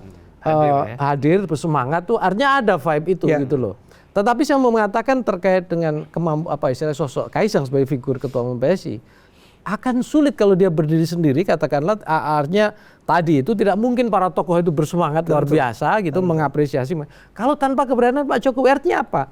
Daya pengaruh Pak Jokowi itu masih ada pada tokoh-tokoh itu. Respeknya masih ada. Tetapi untuk ke pemilih masih belum tentu jawabannya. Oh ya. Nah, Istilah almarhum Ridwan Saidi, Jokowi dan rencengannya kan gitu. Iya itu. Ridwan Saidi almarhum. Iya, almarhum Pak Ridwan. Nah, di sini yang saya kira ini bisa menjadi Bang Ade, ini potensi gitu ya. Artinya sejauh mana PSI itu bisa mengelola keorganisasian. Setuju. Bisa kemudian mengidentifikasi potensi yang bisa memperkuat dengan termasuk menggandeng tokoh. Nah, meyakinkan tokoh itu PR tersendiri dan itu beda dengan meyakinkan pemilih. Iya. Kan gitu. Menata organisasi juga demikian. Apalagi yang diharapkan misalnya kayak Pak Jokowi pidato gitu ya. Ya ini tergantung kerja keras, tergantung organisasi ditata. Betul. Bahkan tergantung seberapa relawan. Nah, ini balik lagi ke relawan. Ada yang mengatakan, wah potensi relawan Pak Jokowi kan besar. Apakah sepenuhnya gitu ya akan nanti potensinya akan menjadi pendukung relawan PSI? Saya mendengarkan di beberapa diskusi juga banyak juga yang relawan Pak Jokowi itu nggak sepenuhnya juga kemudian merasa bagian dari atau pendukung PSI. Oh iya. Nah ini kan PR tersendiri. Artinya relawan Jokowi aja belum sepenuhnya gitu ya menjadi pendukung PSI. Nah ini kan PR sendiri yang harus katakanlah PSI kemudian bisa mengkonsolidasikan atau bisa katakanlah menata ya potensi-potensi sumber daya itu bisa digait. Nah yang saya kira dalam konteks ini ya memang kalaulah ada kemungkinan PSI bisa menjadi warna baru politik Indonesia itu selalu terbuka. Tapi itu dengan syarat kan gitu. Satu gitu ya, basis yang menjadi syarat dasar dia survive dulu untuk lolos parliamentary threshold itu dipenuhi dulu. Ya dan kita tahu Bang Ade dan teman-teman ya. Kalau dengan parliamentary threshold kurang lebih kemarin sekitar 4%, itu pernah beberapa contohnya ya yang partai-partai yang hampir lolos itu dia butuh minimal sekitar 12-13 kursi DPR RI aman. Kurang lebih. Itu pun tergantung kondisi pertarungan suara di masing-masing partai. Tapi kalau di rata-rata bisa 13-15 kursi. Nah pertanyaannya, mampu nggak itu dulu? Kan gitu. Nah kalau misalnya mampu, berapa di dapil mana saja? Apakah Jawa Tengah berani ngambil 10? Kalau 10 tentu saja itu akan berbenturan dengan yang lain. Makanya orang bisa aja Walaupun kemarin ada yang mengatakan dari PSI kan, ya jangan dibentur-benturkan gajah dengan banteng dulu lah. Ini kami kan baru menata, gitu ya. Sebagai perubahan dan simbol itu bagus. Marketing politik itu salah satunya ditandai itu. Dan kalaupun diadu banteng sama gajah, walaupun sekarang ya kalah banteng pasti. Ya itu perdebatan sendiri ya Bang ya. Yang lain diem nih, Ya. karena nggak enak. Ya, tapi saya mau mengatakan gitu tidak mudah juga gitu ya. Artinya maksudnya tidak mudah seperti membalik telapak tangan ketika memperebutkan dapil. Karena kita tahu kok peta dapil seluruh Indonesia hari ini itu kelihatan. Ada incumbent di sini, ada bekas ini, ada bahkan bupati, menteri, itu kelihatan semua. Pemain baru berapa persen sih yang kemudian bisa memasuk dan menggantinya? Seandainya ada pemain baru kadang-kala juga masih ada kerabat dan seterusnya. Nah, ini yang saya kira gitu ya, jalinan-jalinan di level ini yang saya kira PSI butuh orkestrasi ya dalam menata organisasi secara baik. Nah, kalau itu ada kemungkinan dilakukan dan dia bisa katakanlah tembus parlemen gitu ya. Nah, ada kemungkinan saya kira perluasan itu bisa ditata. Seiring dengan itu tentu saya kira narasi ideologi program yang atau kinerja atau policy yang lebih programatik itu kemudian bisa dilakukan. Nah, satu lagi sebenarnya kan ada satu segmen ya yang saya kira hari ini menjadi isu penting. Saya kok kurang setuju ya kalau tadi ya Bang Zulfan, kalau korupsi advokasi korupsi itu menjadi daya tarik ya untuk bagaimana PSI bisa menambah suara. Bang Jayadi juga pernah melihat misalnya di banyak data survei korupsi itu kan masih isu elitis ya. Belum masuk ke isu-isu yang ke bawah gitu. Nah, mungkin salah satunya yang sering kita temukan di data survei itu justru apa? Ekonomi dan lapangan kerja sesungguhnya. Dan hari ini itu sangat real di depan mata. Nah, kalau mungkin PSI punya terobosan gitu ya, saya katakan ya terobosan melalui berbagai mungkin itu salah satu celah juga. Mungkin korupsi itu masih konsumsi elit ya. Ya, konsumsi elit. Saya mau kasih contoh nih. Ya. Korupsi itu kan nggak harus korupsi Pertamina. Ya. Tapi sebetulnya pemotongan misalnya anggaran-anggaran bantuan sosial yang ke bawah, bahkan makan bergizi gratis misalnya, MBG kan, itu kan banyak yang nggak sampai dimakan oleh orang-orang yang memperoleh otoritas untuk mengelolanya. Misalnya Ronald Sinaga yang kemarin menjadi calon ketua umum dan kalah, tapi kan dia memperjuangkan misalnya ada yang namanya anggaran yang disediakan oleh negara untuk membantu anak-anak yang kurang mampu, untuk beli baju, beli sepatu, itu dipotong oleh guru-gurunya. Nah, kalau PSI bisa turun dan menunjukkan kepada publik bahwa ini kita perangi loh, dan ini real.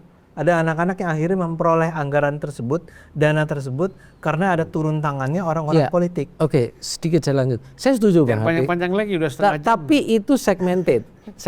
Nah, karena gini, partai kalau mau besar, saya kira semua bisa lihat ya. Salah satunya dia harus catch all di Indonesia ya. Artinya apa? Potensi pasar politik yang bisa dijangkau itu harus luas. Kalau hanya pada isu tertentu, saya kira itu akan terbatas. Ya bisa, tapi terbatas. Itu aja Bang Zulfan. Ya, terima kasih. Sebelum saya ditegur nanti. Enggak, kebablasan. Profesor kok ditegur itu lah. Bukan waktunya, bukan substansinya gitu loh. Jadi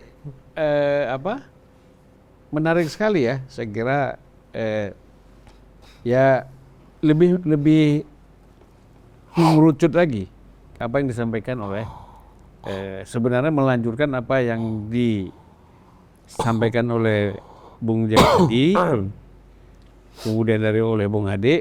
Ini kan coba dijelaskan oleh Prof Ngarudi ya tentang apa sih sebenarnya yang harus dilakukan ini oleh PSI. Setuju. Itu. Nah, ini kita ini sebenarnya kan 2 putaran untuk bicara. Tapi kalau sudah 1 orang setengah jam, ini satu putarannya udah habisin, nggak apa-apa. Nggak apa-apa ya? Nggak apa-apa. Ya, tapi nanti ada dialog-dialog lah, tukar-tukar pikiran kan. Bukan tukar pikiran, tukar-tukar tekanan juga nggak apa-apa. Nggak apa-apa Bang. Bang langsung tanya jawab aja. Jangan. Saya harus ngomong apa? Udah habis semua ini. Enggak ada banyak soal korupsi. Artinya Kayak gini, Anda setuju dengan tesisnya Jayadi? Bang Ado ini. Ya. Bang Ado ini masih kayak host Cokro TV aja. Ya artinya kan begitu. Kalau saya kan sebagai aktivis partai, mungkin cara lihatnya nanti berbeda. Apa yang menentukan partai itu menang, itu berbeda. Tapi saya tidak mau memberikan masukan dulu kepada Adi, biar dia ngomong dulu. Saya mau pendek-pendek saja Bang, karena sebenarnya sudah komprehensif ya dari data-data statistik dan akademikly sudah dijelaskan secara baik dengan Kang Jayadi. Tentu Bang Ade Armando tugasnya memang membantah data itu. Karena untuk membangun optimisme, karena kan saat ini sedang membangun euforia, bagaimana rebranding PSI itu bukan PSI yang 2 kali pemilu tidak lolos ke parlemen, tapi targetnya minimal 2029 itu bangkit, lolos minimal, dan kemudian ini yang kemudian memberikan asupan baru ke PSI. Ya. Nah kalau Prof Nyarwi ini kan ya 50-50 sebenarnya. Orang Madura menyebut 50-50 itu 70-30. Yang 70 yang mana di? Yang 70 ke Bang Jayadi, 30-nya ke sini. Dan saya nggak keberatan. Ya nggak apa-apa, nggak harus diangkat berat ataupun ringan. Tapi saya ingin komentar begini. PSI itu kembali menjadi relevan dan punya momentum karena secara explicitly ini sudah dikesankan sebagai partainya Jokowi. Jadi Bang Ade Armando harus saya katakan, sorry to say, kenapa orang kembali agak sedikit bersemangat untuk bicara tentang PSI itu karena dalam konteks ini Kongres PSI rasa Jokowi. Iya. Kongresnya di Solo, pembukaannya juga pakai fasilitasnya Pak Jokowi. Iya. Kemudian termasuk logo baru yang ada gajah di bawahnya itu ada tulisan Partai Super TBK itu sangat Jokowi, Iya. dan seterusnya dan seterusnya. Dan pemenang calon ketua umum PSI yang kedua kalinya yang menang juga adalah Mas Kaisang. Jadi ini yang kemudian orang melihat seakan-akan PSI ini bukan hanya soal Kaisang, ini bukan soal gajah yang menjadi logo baru, tapi ada persoalan Jokowi yang dinilai akan all odds, akan kerja keras bagaimana membuat partai ini besar, lolos di parlemen dan akan kompetitif di 2034. Kan itu yang kemudian membuat orang merasa tertantang untuk menelisik. Apakah ketika Jokowi secara eksplisit akan bekerja keras untuk PSI, itu akan berbuah manis ataupun tidak? Karena fakta-fakta politik seperti yang disampaikan oleh Bang Jayadi sama Prof Nyarwi, ini kan agak rumit sebenarnya. Kalau untuk melihat bagaimana pergeseran dan segmentasi pemilih dari pemilu ke pemilu, terutama pemilu pasca reformasi hingga saat ini, Bang. Tidak terlampau banyak yang sebenarnya ceruk pemilih yang sebenarnya bisa diekspos ya oleh kawan-kawan PSI untuk relatif bisa untuk menjadi partai yang lebih besar di masa-masa yang akan datang. Itu kan fakta-fakta sejarah yang tidak bisa kita lupakan. Itulah yang kemudian membuat ketika Jokowi sekalipun per hari ini belum menyatakan apakah akan menjadi Dewan Pembina ataupun tidak, tapi komitmennya untuk kerja keras untuk PSI itu kan dibaca oleh publik dalam konteks adalah untuk menguji sebenarnya Jokowi itu seberapa sakti dan seberapa hebat setelah tak lagi jadi presiden dan setelah tak lagi menjadi kader PDIP. Betul tidak ada yang membantah Jokowi itu adalah mungkin satu-satunya orang yang tidak pernah kalah dalam pemilu. Pilkada Solo menang, Pilkada Jakarta menang, dan Presiden 20 menang, ya. Tapi tentu tidak bisa ada yang berani mengklaim apakah kemenangan ini hanya sebatas success story, the one and only yang bisa dimonopoli oleh kesaktian Jokowi. Karena kawan-kawan PDIP tentu akan mengklaim juga ini tentu tidak terlepas dari mesin politik yang mereka bangun. Dari Jokowi yang bukan siapa-siapa, dari yang zero kemudian menjadi hero. Jadi ini semacam kolaborasi politik antara mesin partai yang cukup solid, partainya wong cilik namanya PDIP, kemudian ada mastermind, tokoh penting yang juga diintonasikan sebagai figur yang relatif pro rakyat Jokowi. Maka setiap pertarungan politik yang dilalui itu menang. Kan ini yang sebenarnya ingin diuji ketika Jokowi mengatakan akan all out dan total untuk membuat partai ini besar dan hebat. Nah ini yang kemudian muncul analisa-analisa dan tafsir. Nah kebenarnya kalau kita mau jujur waktu 2024 sebenarnya publik juga tahu bahwa PSI itu sebenarnya secara perlahan sudah terkonfirmasi dengan Pak Jokowi. Pecah kongsi secara politik kan sebenarnya sudah tergambar, Bang. Ketika misalnya Jokowi lebih memberikan dukungan politik kepada Prabowo dan Gibran. Jadi dulu orang yang merasa Jokowi masih menjadi PDIP waktu Pilpres itu sudah wassalam, Bang. Itu sudah sangat terpetakan. Orang-orang tak lagi abu-abu mana yang harus ke PDIP dan kemana yang harus ke Jokowi memilih dalam konteks Pilpres saat itu. Itulah yang kemudian ketika ada begitu banyak billboard, baliho, dan banner, dan bahkan di kampung saya yang dulu tidak pernah ada PSI, kemarin ada PSI bang. Ada Pak Jokowi dan Pak Kaisang. PSI adalah Jokowi, Partai Jokowi adalah PSI. Itu jangan dikira tidak ada yang tahu. Tahu banyak sekali. Dan bahkan mengalahkan baliho-baliho dan banner yang dimiliki oleh partai-partai yang langganan lolos ke parlemen. Kampung saya di ujung Berung bang. Artinya apa? Yang ingin saya katakan adalah sebenarnya publik sebenarnya sudah terkonfirmasi secara perlahan bahwa secara gestur politik Jokowi itu ke PSI di 2024. Cuman memang ada kesan untuk urusan PSI Jokowi itu agak sedikit menahan diri. Tidak terlampau show off seperti yang kemarin dipidatokan waktu di Kongres Solo. Beda dengan Pilpres. Kalau Pilpres kan sangat kelihatan sekali kira-kira kemana pilihan politik Jokowi di 2024. Itu yang pertama bang. Jadi uji kesaktian Jokowi akan dibaca oleh publik tentu dalam konteks plus minusnya. Apakah Jokowi itu tetap sakti bang? Setelah tak lagi bersama dengan PDIP dan setelah lagi tak lagi jadi presiden. Kata Bang Jayadi, kesaktian Jokowi itu 2024 sudah di puncak loh. Tapi itu tidak terkonfirmasi misalnya PSI itu lolos ke parlemen. Nah itu yang mestinya dijawab nanti oleh kerja-kerja politik oleh kawan-kawan PSI. Itu yang pertama. Nah yang kedua, kan yang kita bicarakan sebenarnya adalah PSI lolos di parlemen 2029. Kalau mau jujur kan situ. Kalau bicara Pilpres agak gelap gulita bang, harus diakui bang. Gelap gulita dalam arti misalnya, ya belum ada figur yang relatif kompetitif. Apalagi yang maju di 2009 adalah Prabowo Subianto. Kalau saya sih selalu mengatakan, kalau Prabowo maju kembali di 2029, merem saja ini kan menang bang. Kan ada kecenderungan Presiden Petahana itu. Sorry, kenapa Anda bilang gelap? Apa? Ya nggak punya jagoan, kecuali mau dukung Prabowo. Siapa? PSI. Oh pasti kita dukung Prabowo. Ya maksudnya itu, artinya apa? Kalau untuk Pilpres nggak perlu capek-capek, jagoannya sudah ada. Yang perlu dibicarakan oleh PSI di 2029 itu adalah soal legislatif. Bicara tentang legislatif, kalau mau jujur sebenarnya, anatomi kekuatan politiknya yang paling penting adalah pada caleg bang. Pada caleg. Kita bisa cek kok. Kenapa Golkar yang tidak pernah punya calon presiden sejak 2009 hingga saat ini, dia runner up? Karena kalau saya cek perolehan suara mereka, calegnya kuat dan siap tempur di bawah. Nggak peduli dia punya jagoan maju Pilpres sebagai calon presiden ataupun wakil presiden. Golkar runner up, bahkan 2 kali mengalahkan Gerindra. Itu artinya apa? Ya Golkar ini tidak terlampau pusing siapa yang jadi ketua umum partai, siapa yang diusung jadi presiden dan wakil presiden. Yang penting rekrutmen, basis konstituen, dan caleg-caleg yang diusung untuk bertanding di caleg DPR RI, itu kuat dan melampaui batas elektoral yang 4% tadi itu. Dan itulah yang kemudian dibuktikan. Dan ternyata kalau kita hitung rata-rata secara umum bang, caleg-caleg Golkar itu adalah satu ya, mantan-mantan aktivis Cipayung. Banyak di situ aktivis HMI itu. Ada juga sebagian PMI ya. Itu nggak bisa dibantah. Yang kedua dari kalangan pengusaha, itu nggak bisa dibantah. Pengusaha, dan yang ketiga adalah keluarga besar mereka adalah rata-rata kalau nggak gubernur, bupati, dan juga anggota dewan. Nah ini yang perlu diperhitungkan juga nih. Yang kayak gini sangat mengantarkan bagaimana Golkar itu establish dan kuat dan sesolid-solidnya.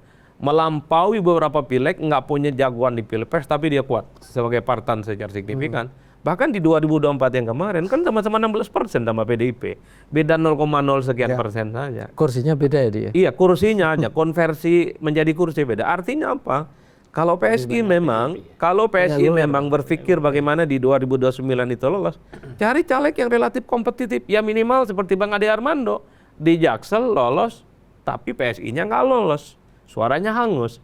Nah, tapi kalau saya membaca bang, kenapa PSI ini agak sedikit gagal lolos ke parlemen? Selain misalnya nggak punya basis sosial, tidak punya figur dan ketokohan yang paling penting, kira-kira begitu, saya membaca PSI itu memang personality calegnya lebih menonjol dari partainya. Misalnya waktu Samara nyalek sama Grace, itu suara Grace sama Samara lebih tinggi ketimbang suara PSI. Oh iya. Itu artinya apa? Justru yang dilihat dari PSI itu adalah caleg-caleg personal, bukan identifikasi dia sebagai kader PSI.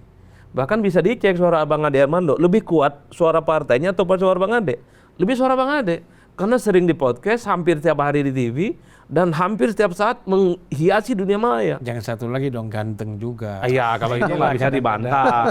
Kalau itu nggak bisa dibantah. Iya. Tadi nggak bisa dibantah. Enggak, yang ingin saya katakan adalah Bikin kacau ini. institusionalisasi atau pengidentifikasian PSI kepada kader-kader terbesarnya itu perlu juga dipikirkan, karena PSI saat ini sekalipun punya anggota dewan, dia lolos sebagai anggota DPR, sekalipun parlemennya nggak lolos, itu lebih kuat calegnya. Artinya apa? Carilah orang-orang seperti Ade Armando, carilah orang-orang seperti Grace, carilah orang-orang seperti Samara dan seterusnya. Cari 20 orang kayak gini aja, nggak usah pusing-pusing. Ya di sini udah ada satu, yaitu Adi Prajino kan. Enggak, udah kan kita dosen dong, nggak boleh. Nggak boleh berpolitik. Tegak lurus. Kita siap Kan masih jadi 4 tahun lagi. Kenapa? Masih 4 tahun Enggak, lagi. saya sudah istiqomah berkumandang untuk menjadi petugas kampus, Bang. Coba tanyain mahasiswa UIN, lebih baik dia di DPR atau di kampus? Kampus dong. Di kampus ini. Bagaimana ini? Artinya mahasiswa? apa? Jadi Bang Adek, kalau mau jujur, udahlah cari orang 20 orang yang memang dia petarung, entah itu siapa, dan suaranya bisa melampaui satu kursi. Setuju.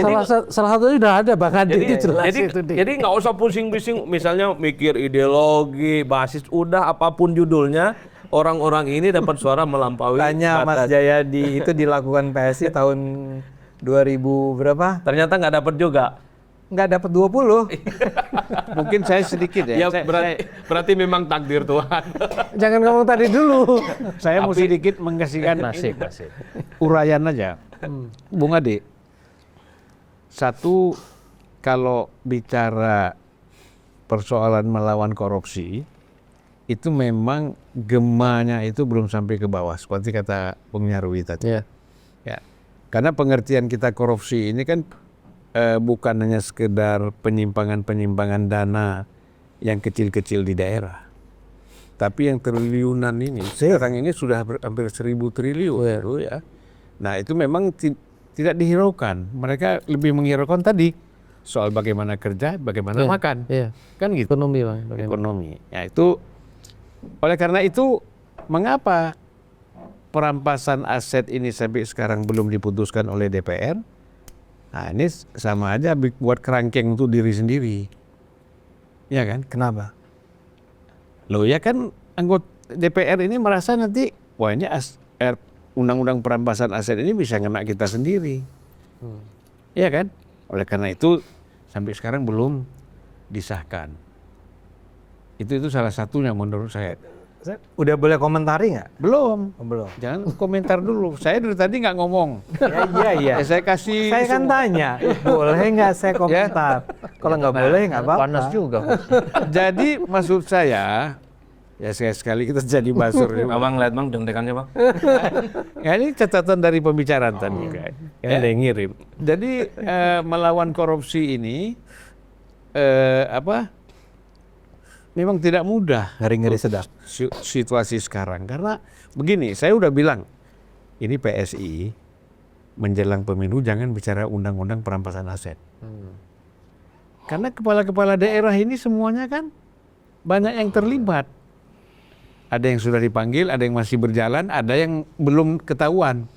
Nah ini semua kan anti ini dengan perampasan aset ini, dan mereka itu yang menentukan menang atau tidaknya satu partai di daerah. Kita tahulah, ya, peran kepala daerah itu penting sekali, karena tinggal instruksi ke bawah, camat, lurah, ini mana yang dipilih, siapa yang dipilih, itu sudah pasti itu. Ya kan, kita kan pernah di partai, ya. Nah, caleg misalnya, ada juga caleg yang nggak pernah datang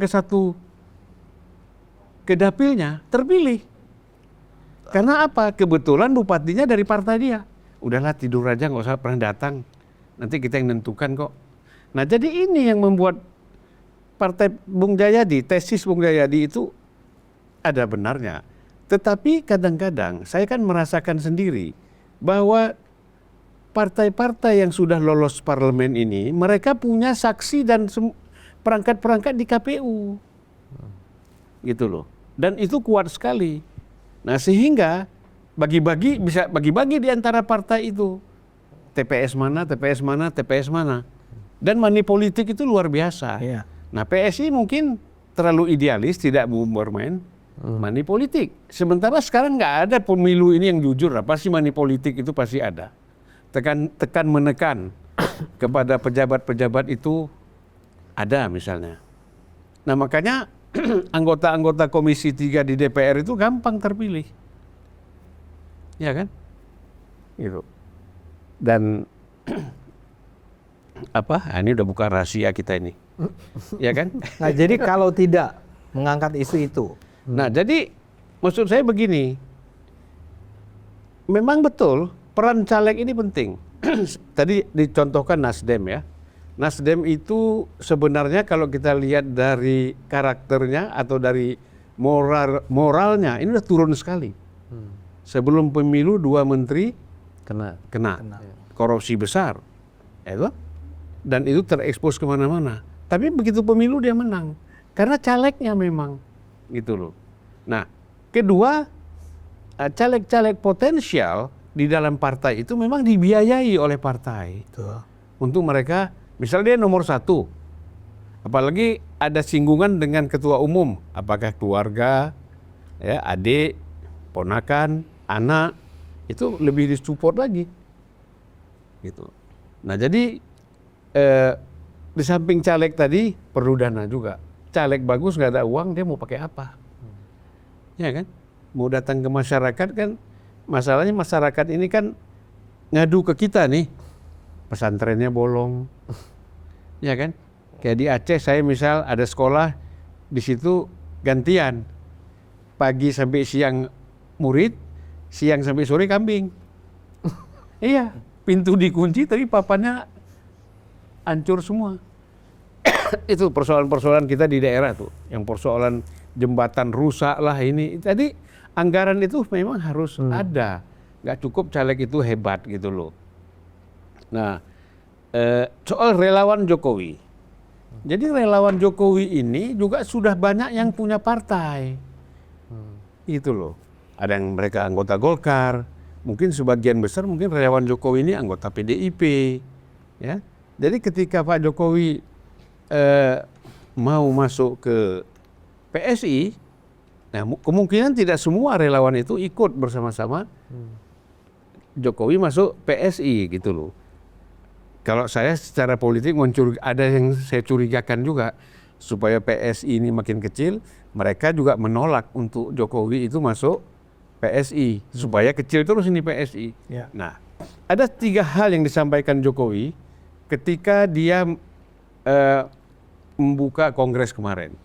1, dia bilang tidak mungkin menang tanpa kita turun ke bawah.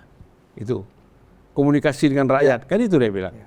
Komunikasi dengan rakyat itu penting. Itu yang saya lakukan.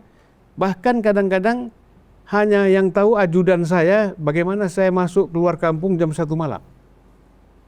Itu deh, 1 pagi ya, dini hari. Ya. Kemudian yang kedua, tidak mungkin kita besar itu tanpa punya bensin, organisasi yang kuat, yang rapi. Dari pusat sampai ranting misalnya. Betul. Dia sadar betul itu. Kemudian yang ketiga bensin, dalam anggaran dana lah di sini. Ini penting. Yang ketiga, kita mesti punya sumber daya kader yang betul-betul hebat dan kuat. Yang bisa berkomunikasi dengan masyarakat. Ya. Nah, kalau itu punya, jadi tidak hanya bersandar kepada popularitas atau figur Jokowi. Tidak bermain pada kemewahan Jokowi. Ya, tapi bagaimana tadi yang organisasi, dana, dan kader turun ke bawah, komunikasi dengan rakyat itu juga dilakukan gitu loh. Nah, itulah mungkin yang membuat optimisme. Ya.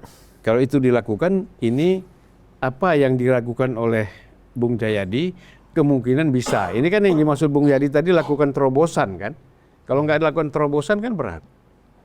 Nah, jadi itu menurut saya memang diskusi ini sebenarnya PSI harus bayar mahal. Ya kan?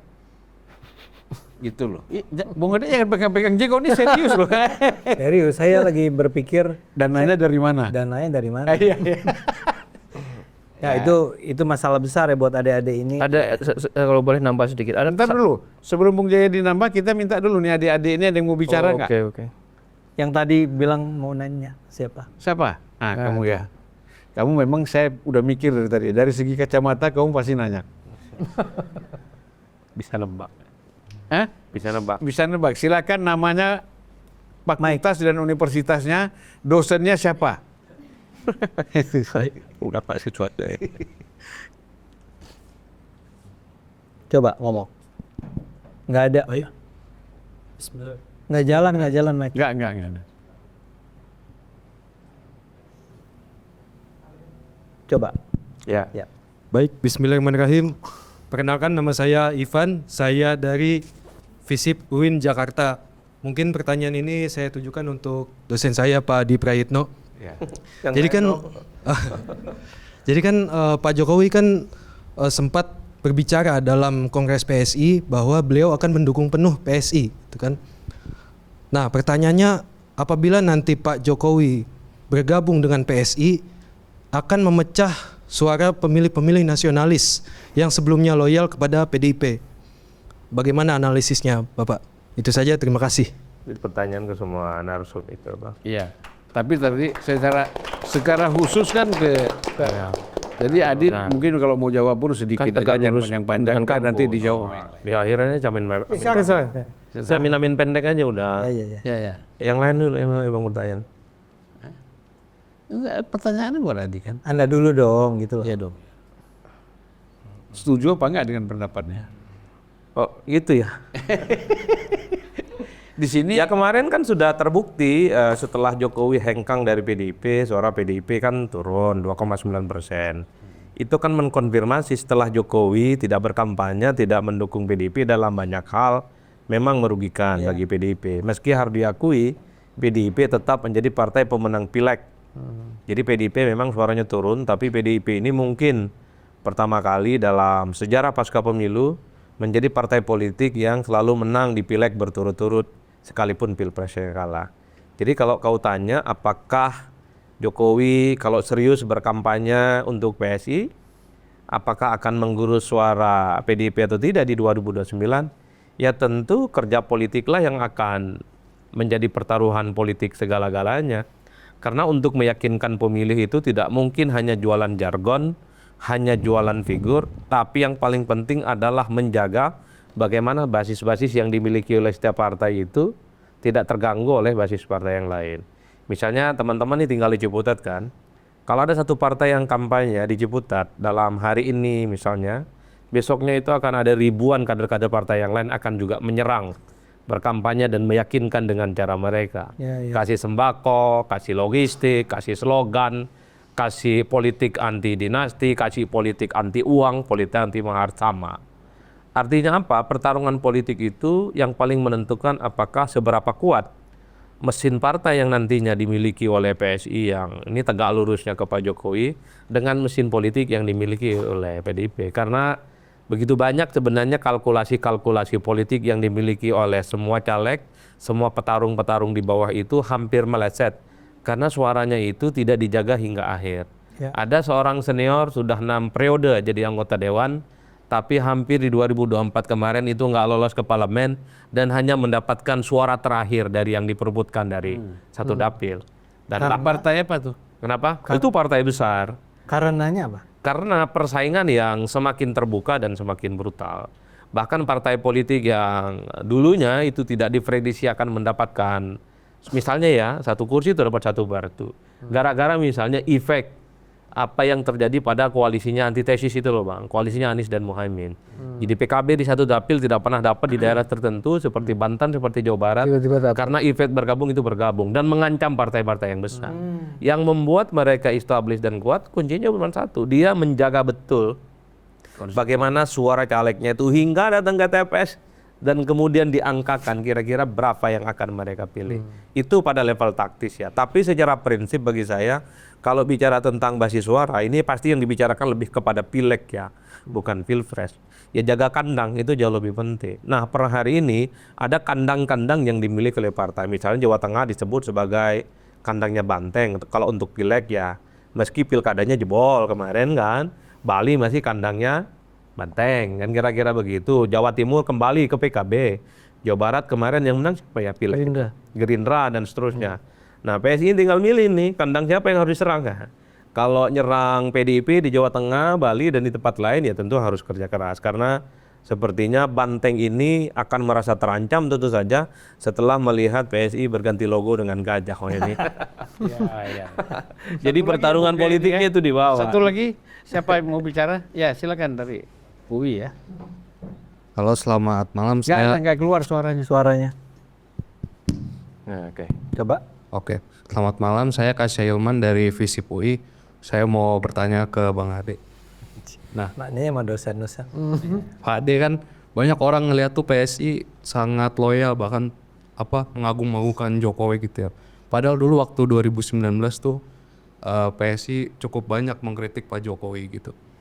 Nah, menurut Bapak bagaimana Bapak Prabowo kali.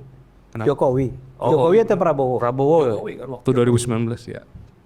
Nah, menurut Bang Ade nih, gimana Bang Ade menghadapi persepsi ini dan sejauh mana PSI bisa tetap menjaga independensinya tanpa terjebak pada kultus individu gitu. Terima kasih. Langsung aja kan. Iya, saya justru melihat itu sebagai salah satu poin positif dari PSI. Jadi bahkan ketika PSI itu mendukung Jokowi, ya PSI masih mengkritik di sana sini walaupun tidak sekeras terhadap kandidat lain ya, misalnya terhadap Prabowo. Nah tapi ke depan ini saya ingin katakan begini, kecintaan PSI terhadap Jokowi itu memang Anda pakai istilah tadi kultus individu ya. Saya mungkin merasa tidak terlalu nyaman dengan istilah itu, tapi saya akan katakan PSI itu memang loyal, cinta banget sama Jokowi. PSI itu melihat Jokowi itu sebagai orang yang menyelamatkan Indonesia, kira-kira gitulah ya. Apa yang dia lakukan, program-program yang dia jalankan tidak sempurna 100%, ya, tapi ada begitu banyak yang bermanfaat buat masyarakat luas. Nah, PSI itu menganggap Jokowi itu memang sehebat itu, seperti barangkali PDIP melihat Bung Karno, ya. Buat PDIP, coba Anda berani-berani kritik Bung Karno di depan PDIP. Mereka kalau perlu, apalah ya, mati-matian membela Bung Karno. PSI kurang lebih begitu terhadap Jokowi. Dan memang Jokowi inilah yang misalnya saja, Anda tahu kan sekarang bahwa PSI untuk di Indonesia untuk pertama kali adalah ada sebuah partai yang ketua umumnya dipilih oleh anggotanya secara langsung. Itu baru PSI. Itu yang disebut sebagai super TBK itu antara lain. Ya. Saya anggota PSI itu berhak milih ketua umum saya. Di partai lain itu tidak pernah ada, tidak pernah dilakukan. Yang milih adalah para elitnya. Elit memilih. Bahkan ada partai dalam kongres memilih 5 orang, kongresnya berhari-hari, ujungnya milih 5 orang ini yang menentukan ketua umum. Oh ya. Yang disebut majelis tinggi. Untuk apa kita kongres? Ya itu. Jadi memang yang saya bilang memang politik Indonesia ya seburuk itu, sebusuk itu, ya. Nah sekarang PSI melakukan terobosan. Kita nggak mau lagi lah dengan cara-cara yang elitis semacam itu. Rakyat itu artinya anggota partai lah yang memilih siapa yang jadi ketua umum. Tapi saya tanya sama Anda, tahu nggak siapa ide itu datangnya dari mana? Pak Jokowi. Pak Jokowi lah yang memulai mengungkapkan karena barangkali dia udah capek ngelihat politik Indonesia yang sedemikian elitis tadi, dia bilang super TBK deh, milih langsung. Dia tidak bicara PSI pada saat itu pertama kali itu dilontarkan, tapi kemudian gagasan itu langsung di-grab oleh PSI dan kita terapkan di PSI. Ya, jadi sedemikian pentingnya buat kami PSI. Yang logo gajahnya PSI kalau Anda tahu sekarang ya dihina-hina sebagai gajah tuh nggak punya ijazah. Ya. itu kan dipakai buat ngeledek Pak Jokowi. Tapi ide gajah sebagai lambang itu memang datangnya dari Jokowi. Saya sekedar ingin mengatakan kalau Anda bilang sebagai Anda tuh terlalu mengkultus individukan Jokowi, fine. Kami nggak malu sama sekali menganggap Jokowi sebagai idola kami. Ini sama aja dengan cara pandang kami mengenai Jokowi itu mungkin lebih baik, tapi kurang lebih sama dengan bagaimana Partai Gerindra melihat Prabowo, PDIP melihat Megawati, siapa lagi? Demokrat melihat SBY, Nasdem melihat Surya Paloh. Memang begitu. Tapi ketika dilihat memang beda semua kecuali Surya Paloh karena ada Breok. Jadi oke, saya mudah-mudahan itu menjawab ya. Tapi kami di PSI memang sedemikian cinta pada Jokowi, sekarang pada Mas Kaisang, dan juga kepada Prabowo kan. Kemarin itu Bang Zul ini melihat langsung di acara kongres itu ketika Prabowo masuk, itu teriakan-teriakan hidup Prabowo, Prabowo Gibran, jadi lagunya gimana? Hidup Prabowo Gibran gitu ya. 2 periode. Yelnya tuh hidup Prabowo Gibran 2 periode. Jadi jadi proposalnya 2 periode. proposalnya 2029-2034 itu tetap Prabowo Gibran. Segitunya tuh. Dan itu karena ya kita melihat gimana Prabowo sama Jokowi itu sangat dekat. Gitu ya. Oke, kita lanjut ke kita waktu memang nggak banyak lagi ya. 1 menit aja saya mau nambah. Cuma 1 menit. Ya. Nggak apa-apa 2 menit. 2 menit. Oke. Ya. Tambahan nih. Berarti margin of error-nya 100% itu. Kan 1 menit ditambah kira. Iya. Persis yang disampaikan Bang Ade dan kritik dari siapa adik dari UI namanya? Namanya siapa kamu? Iya, jadi itu persepsi publik juga saya itu tidak ada kebaruan di PSI. Apa yang mau ditawarkan sebagai hal yang baru? Berpolitik bergantung pada tokoh, berpolitik bergantung kepada terah, berpolitik bergantung kepada keluarga politik. Itu kan business as usual in our politics. Ya kan? Apa kebaruannya? Nggak ada. Anti korupsi. Partai sebelum udah banyak yang begitu. Ya. Yang paling baru soal itu awalnya adalah PKS. Ya kan? Bersih dan peduli. Bersih itu kan anti korupsi, peduli. Maka PKS naik. Ya kan? Tapi begitu isu itu dipakai lagi oleh partai lain termasuk PSI, alah, paling kayak itu katanya gitu kan? Misalnya. Ketangkap lagi. Iya. Jadi kalau kebaruan-kebaruan itu nggak ada di PSI dan persepsi masyarakat sekarang PSI nggak baru. PSI tetap aja bergantung pada tokoh kan, tergantung kepada terah dan itu diucapkan dengan jelas. Saya cuma menjelaskan. Enggak, maksud saya gini, bagaimana kami itu melihat Jokowi, ya. Iya, dan memang suara kami itu sangat ditentukan oleh kehadiran Jokowi dan kami tidak merasa malu terhadap itu semua. Iya, betul. Nah, tapi kalau Anda tanyakan apa gagasan baru yang akan dilontarkan, saya sih katakan pada Bang Zul nggak setuju nih. Tapi saya rasa memang PSI harus menjadi istilahnya tuh game changer di politik Indonesia. Iya. Misalnya saja gini. Saya nggak setuju apa sih? Ya nanti dulu. Yang Anda harus tahu ya, salah satu persoalan Indonesia itu adalah pemilihan yang tadi diceritakan oleh Mas Adi segala macam itu karena dipengaruhi oleh money politics. Ya. Orang tuh memilih karena dibayar. Ya. Saya tuh sumpah di sini bilang, saya tidak pernah membayar orang untuk memilih saya. Paling-paling jualan apa murah, minyak murah gitu, itu ada. Tapi kalau bayar orang, nggak boleh saya lakukan. Dan itu karena saya beragama. Ya. Tapi kalau kita bisa nih, kita semua nih, nggak cuma PSI, Anda semua mengatakan say no to money politics. Dan Anda ajarkan kepada masyarakat di bawah, jangan pernah mau dibayar. Sekarang udah 200.000 bro. Iya. 200.000 per orang. Wanipironya itu. Untuk memilih seorang anggota DPR. Yang tadi dikatakan kan, DPR tuh jauh lebih rumit. Ya, terus saya cuma bilang gini, kenapa saya nggak bayar juga antara lain. Orang lain bisa bayar 200.000. Saya mentok-mentok 50 kan. Itu aja udah bangkrut. Jadi buat apa saya bayar 50.000? Tapi kalau ada sebuah partai atau banyak partai yang mengatakan, stop. Saya tuh merasa kalau PSI kalah karena objektif, sama-sama nggak bayar, ngadu terus kalah, I am okay with that. Masalahnya kita nggak bayar, orang lain bayar, kita kalah. Nah kita punya waktu selama 4 tahun Mas Jayadi sampai 2029 untuk mengajarkan masyarakat untuk bilang enggak, kita nggak mau terima. Anda terbukti tidak sabar sejak 2019 ke 2024 cuma 5 tahun nggak sabar. Ya kan? Tapi kan Langsung bergantung pada tokoh. Nggak, saya itu Itu bukan contohnya. anggota PSI dulu. Iya, iya, maksudnya Anda tuh maksudnya PSI. Oh. Gitu. Jadi PSI itu persepsi orang kepada PSI sama aja sama partai lain. Jadi kalau mau menjadi partai baru, 2 kali tugasnya. Tapi Satu, begini. merebranding, habis itu meyakinkan masyarakat. Ya. Itu Bung nggak mudah. Jayadi, menurut saya begini, Partai Demokrat tanpa SBY itu ambruk, PDIP tanpa Mega itu kacau. Ya.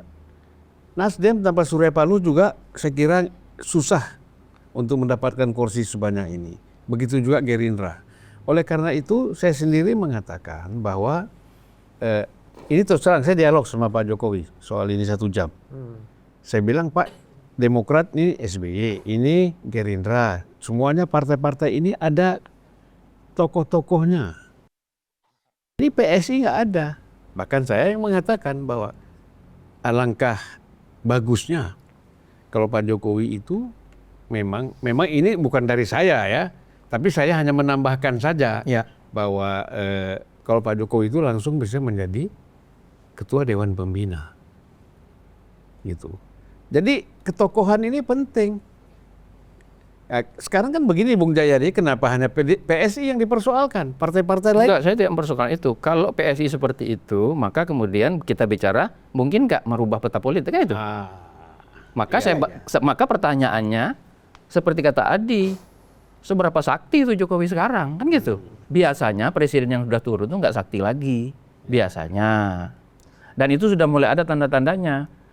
Artinya kalau itu yang menjadi senjata utama PSI, Ini kan jadi persepsi tentang kesaktian. iya. Nah, saya tuh percaya Pak Jokowi itu sakti. Iya, dan kesaktiannya menurut data turun.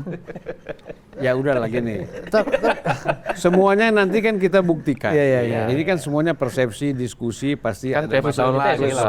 Iya. 5 tahun kan? lagi. Sambil berjalan nanti kita lihat perkembangan PSI itu seperti apa. Ya. Hanya saya melihat begini, ya. Banyak sekali seperti partai-partai yang sudah berapa kali ikut pemilu tidak lolos. Itu kalau dia bikin kongres yang hadir 100 orang. Gitu loh. Kan saya ngalamin tuh. Tetapi PSI ini bisa sampai 1.600 orang, masih lengkap dari pusat sampai ke ranting yang hadir. Ini menurut saya kans, ya kan? Ya. Ini peluang untuk partai ini masih bisa bertahan. Nah nanti tadi yang kata Bung Jayadi, bisa nggak buat terobosan, ya kan? Dengan figur ini, kemudian dengan basis sosial yang mana yang mau diambil sebagai satu kekuatan politik untuk memenangkan PSI di dapil-dapil tertentu. Karena kan begini, nggak usah kalau mau lolos di parlemen itu fokus saja ke 13 dapil, Ya. ya kan? 13 sampai 15. Perlu 24 kalau sekarang. Kalau 4% ya, Nah, berapa? perlu 24. 24. Oke, 24% dari 87 ya. 4% dari 585. Dapilnya berapa? Dapilnya 80, 84. 84. Kan ini bicara dapil. 18 dari 585 kan. Iya. Ya kan? Jadi kita kan fokus saja 24. Ya kan? Artinya 24 dapil lah, satu dapil satu orang. Fokus di situ aja. Iya. Untuk misalnya hanya sekedar lolos di parlemen. Kalau ada menang, itu bonus. Iya. Nah, jadi itu. Nah, mungkin selama ini kita tidak terorganisir dengan fokus ini. Ya. Sehingga siram sana, siram sini, siram tapi Sembarangan nih. sembarangan, ya kan? Gitu. Jadi ini yang ke depan itu mesti dipikirkan untuk dapil-dapil mana saja yang menjadi target utama, yang di situ ada kemungkinan ada basis-basis PSI. Kan sekarang sudah bisa dibaca juga DPRD di mana yang banyak dapat. Itulah sebenarnya bisa dijadikan basis. Ya. Nah, kita udah hampir 2 jam. Jadi dengar dulu. Belum maghrib. Kau lihat dulu apa pula? Tinggal 10 menit mau maghrib. Ya. Jadi ini tinggal waktu kita tinggal sedikit. Mungkin ya bangsa 8 sampai 10 menit. Nah, ini kita masuk ke closing statement ya. Dengan komentar sedikit, langsung kita masuk ke closing statement. Oke. Saya mulai dari profesor dulu. Ini penghormatan kepada guru besar. Siap. Silakan. Ya, Mas Zulfan, saya singkat saja. Ya.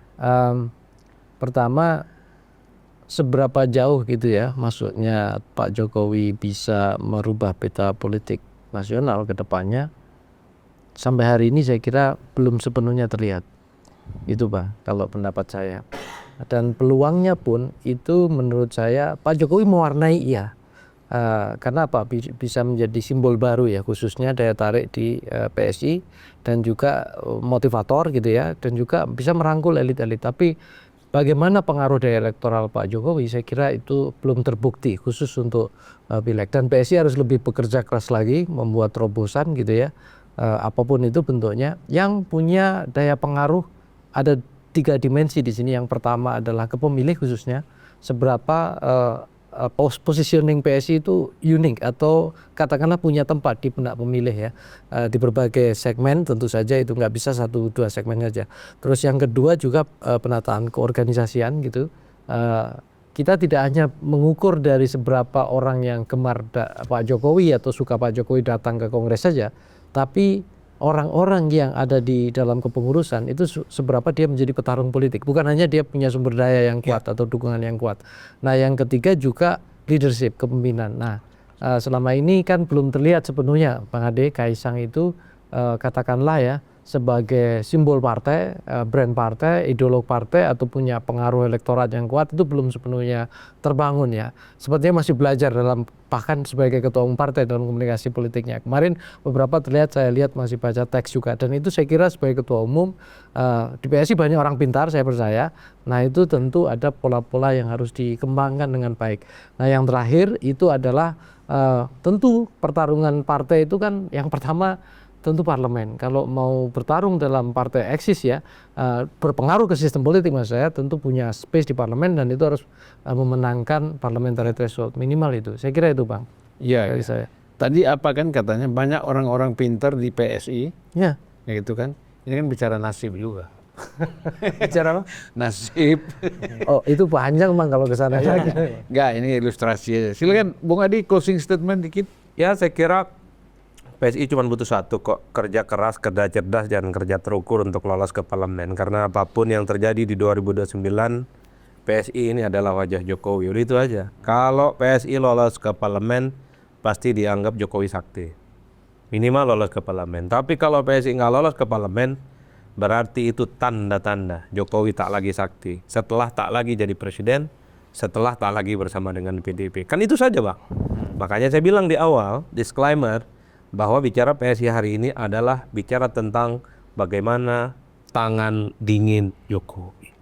Saya kira di situ. Masih tangannya sekarang masih luka itu. Bung Ade, silakan Bung Ade. Ya, ya saya adalah orang yang memang sudah terlibat aktivis dalam politik sejak waktu yang cukup lama ya. Dan saya adalah orang yang sudah sangat muak melihat Indonesia, politik Indonesia, pemain-pemainnya kotor, gaya politiknya kotor, partai-partainya kotor, DPR-nya kotor. Saya merasa bahwa Kotor Bitor ya. enggak, jangan. Oh, jangan. Jangan dibawa-bawa lah Bitor itu. Saya ingin mengatakan bahwa ini harus kita ubah bersama ya, kawan-kawan semua. Ini kewajiban kita karena ini menyangkut nasib anak-anak saya, kalian sendiri ya. Harus ada sesuatu yang kita lakukan. Dan karena itu saya percaya harus ada yang menjadi game changer. Saya percaya PSI ada untuk menjadi game changer. Dan salah satu faktor yang penting untuk bisa menjadikan PSI sebagai game changer adalah hadirnya Pak Jokowi dan Kaisang, Mas Kaisang di dalam PSI. Ya. Saya percaya bahwa saya bukan tipe orang yang ambil jalan mudah atau aman. Saya tidak percaya pada gaya-gaya safety player. Enggak, emang harus dilawan kok. Koruptor tuh harus dilawan. Makanya saya berulang-ulang mengatakan koruptor. Nah, tapi untuk bisa mengalahkan korupsi di Indonesia, Anda butuh orang-orang di parlemen. Makanya saya setuju. Perhatian saya sebetulnya lebih ke arah gimana mendudukan orang-orang baik, lurus, bersih di parlemen. Nah, kehadiran Jokowi di PSI mudah-mudahan, saya setuju sama Anda, saya nggak membantah sebetulnya ketika Anda mengatakan ceritanya belum selesai nih Bang Ade. Betul, jauh dari selesai. Ya, salah satu yang terpenting adalah setelah ada Jokowi, ada orang-orang baik berada di dalamnya. Untuk bisa menarik orang-orang baik di dalamnya, ya diperlukan Jokowi itu. menurut saya. Terus kita bersama-sama melawan kekotoran, kebusukan yang ada di Indonesia ini. Saya optimis nggak? Saya harus optimis karena nggak ada pilihan lain. Kalau ini nggak berhasil juga, saya nggak tahu bagaimana menyelamatkan Indonesia. Saya sekarang sudah ditunjuk menjadi komisaris di sebuah perusahaan BUMN. Saya akan bilang begini, kalau saja para komisaris di Indonesia itu bekerja dengan baik, selamat itu uang rakyat. Masalahnya ada banyak orang yang jadi komisaris, nggak kerja. Terima tantiem aja ya. Saya nggak mau saya nggak mau komentar apapun. Ya. Anda pernah jadi komisaris dong? Ya makanya. Ya kan, tahu kan? Tahu. Jadi ada begitu banyak hal yang harus dilakukan di Indonesia. Nah, saya satu-satunya partai yang saya percaya saat ini adalah hanya PSI. Ya, sohibnya barangkali Gerindra lah. Saya jadi komisaris, Bung Ade. Apa yang sudah diputuskan oleh Menteri PU atas nama Presiden Jokowi, itu saya berkeras untuk dibatalkan. Nah, Kita harus kerja gitu. ya, Diberhentikan nggak apa-apa. nggak apa-apa. Nah, itu perjuangan lah.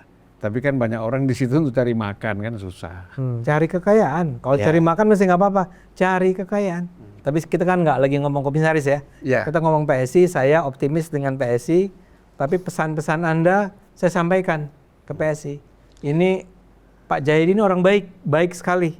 Ya, saya nggak pernah kenal Anda pribadi, tapi saya kan Anda juga baik.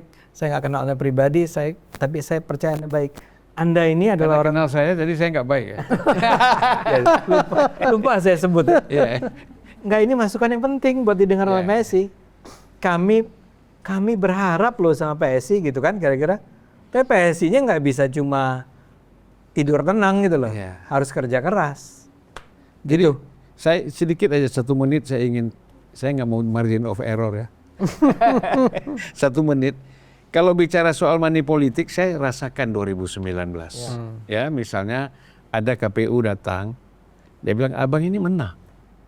Bukan KPU-nya lah, orang-orang ini nggak tahu dari mana tim sukses. Abang ini sebenarnya menang, tapi suara abang itu bisa diganggu. Nah, untuk mengamankan suara abang tidak diambil, maka perlu 3 miliar. 3 miliar. Ya, oke. Saya bilang, saya untuk nyuap.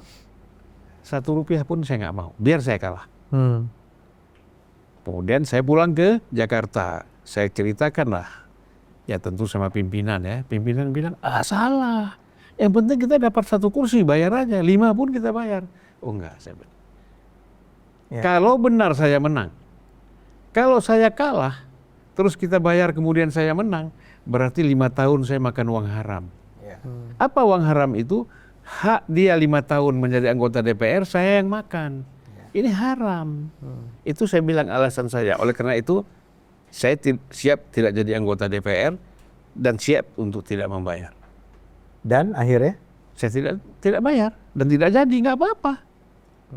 Daripada kita 5 tahun makan uang haram. Betul. Nah, ini prinsip-prinsip seperti ini, saya kira money politik itu nyata. Kita juga mengalami langsung gitu. Oke, terima kasih. Ini luar biasa dialog kita, hampir 2 jam ya.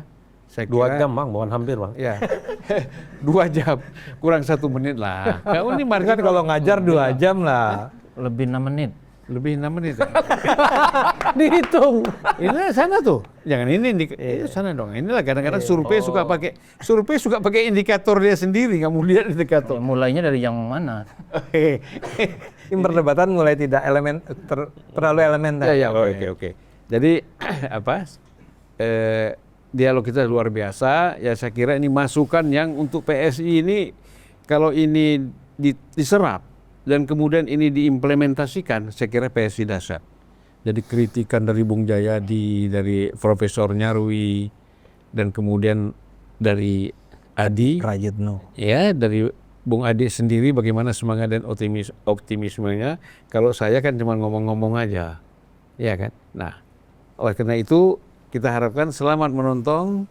Terima kasih buat adik-adik mahasiswa-mahasiswi ya. Terima kasih. Mudah-mudahan kita berjumpa lagi di kesempatan yang lain dan tidak bosan untuk datang ke sini. Oke, Bung, saya juga berterima kasih kepada para narasumber ya. Mohon maaf kalau ada candaan-candaan yang memang kurang berkenan. Memang supaya tidak ngantuk. Saya lihat pada udah ngantuk kamu tadi, makanya saya agak ajak ketawa sedikit. Oke. Ada yang ngantuk ini. Terima kasih. Assalamualaikum warahmatullahi wabarakatuh. Waalaikumsalam warahmatullahi wabarakatuh.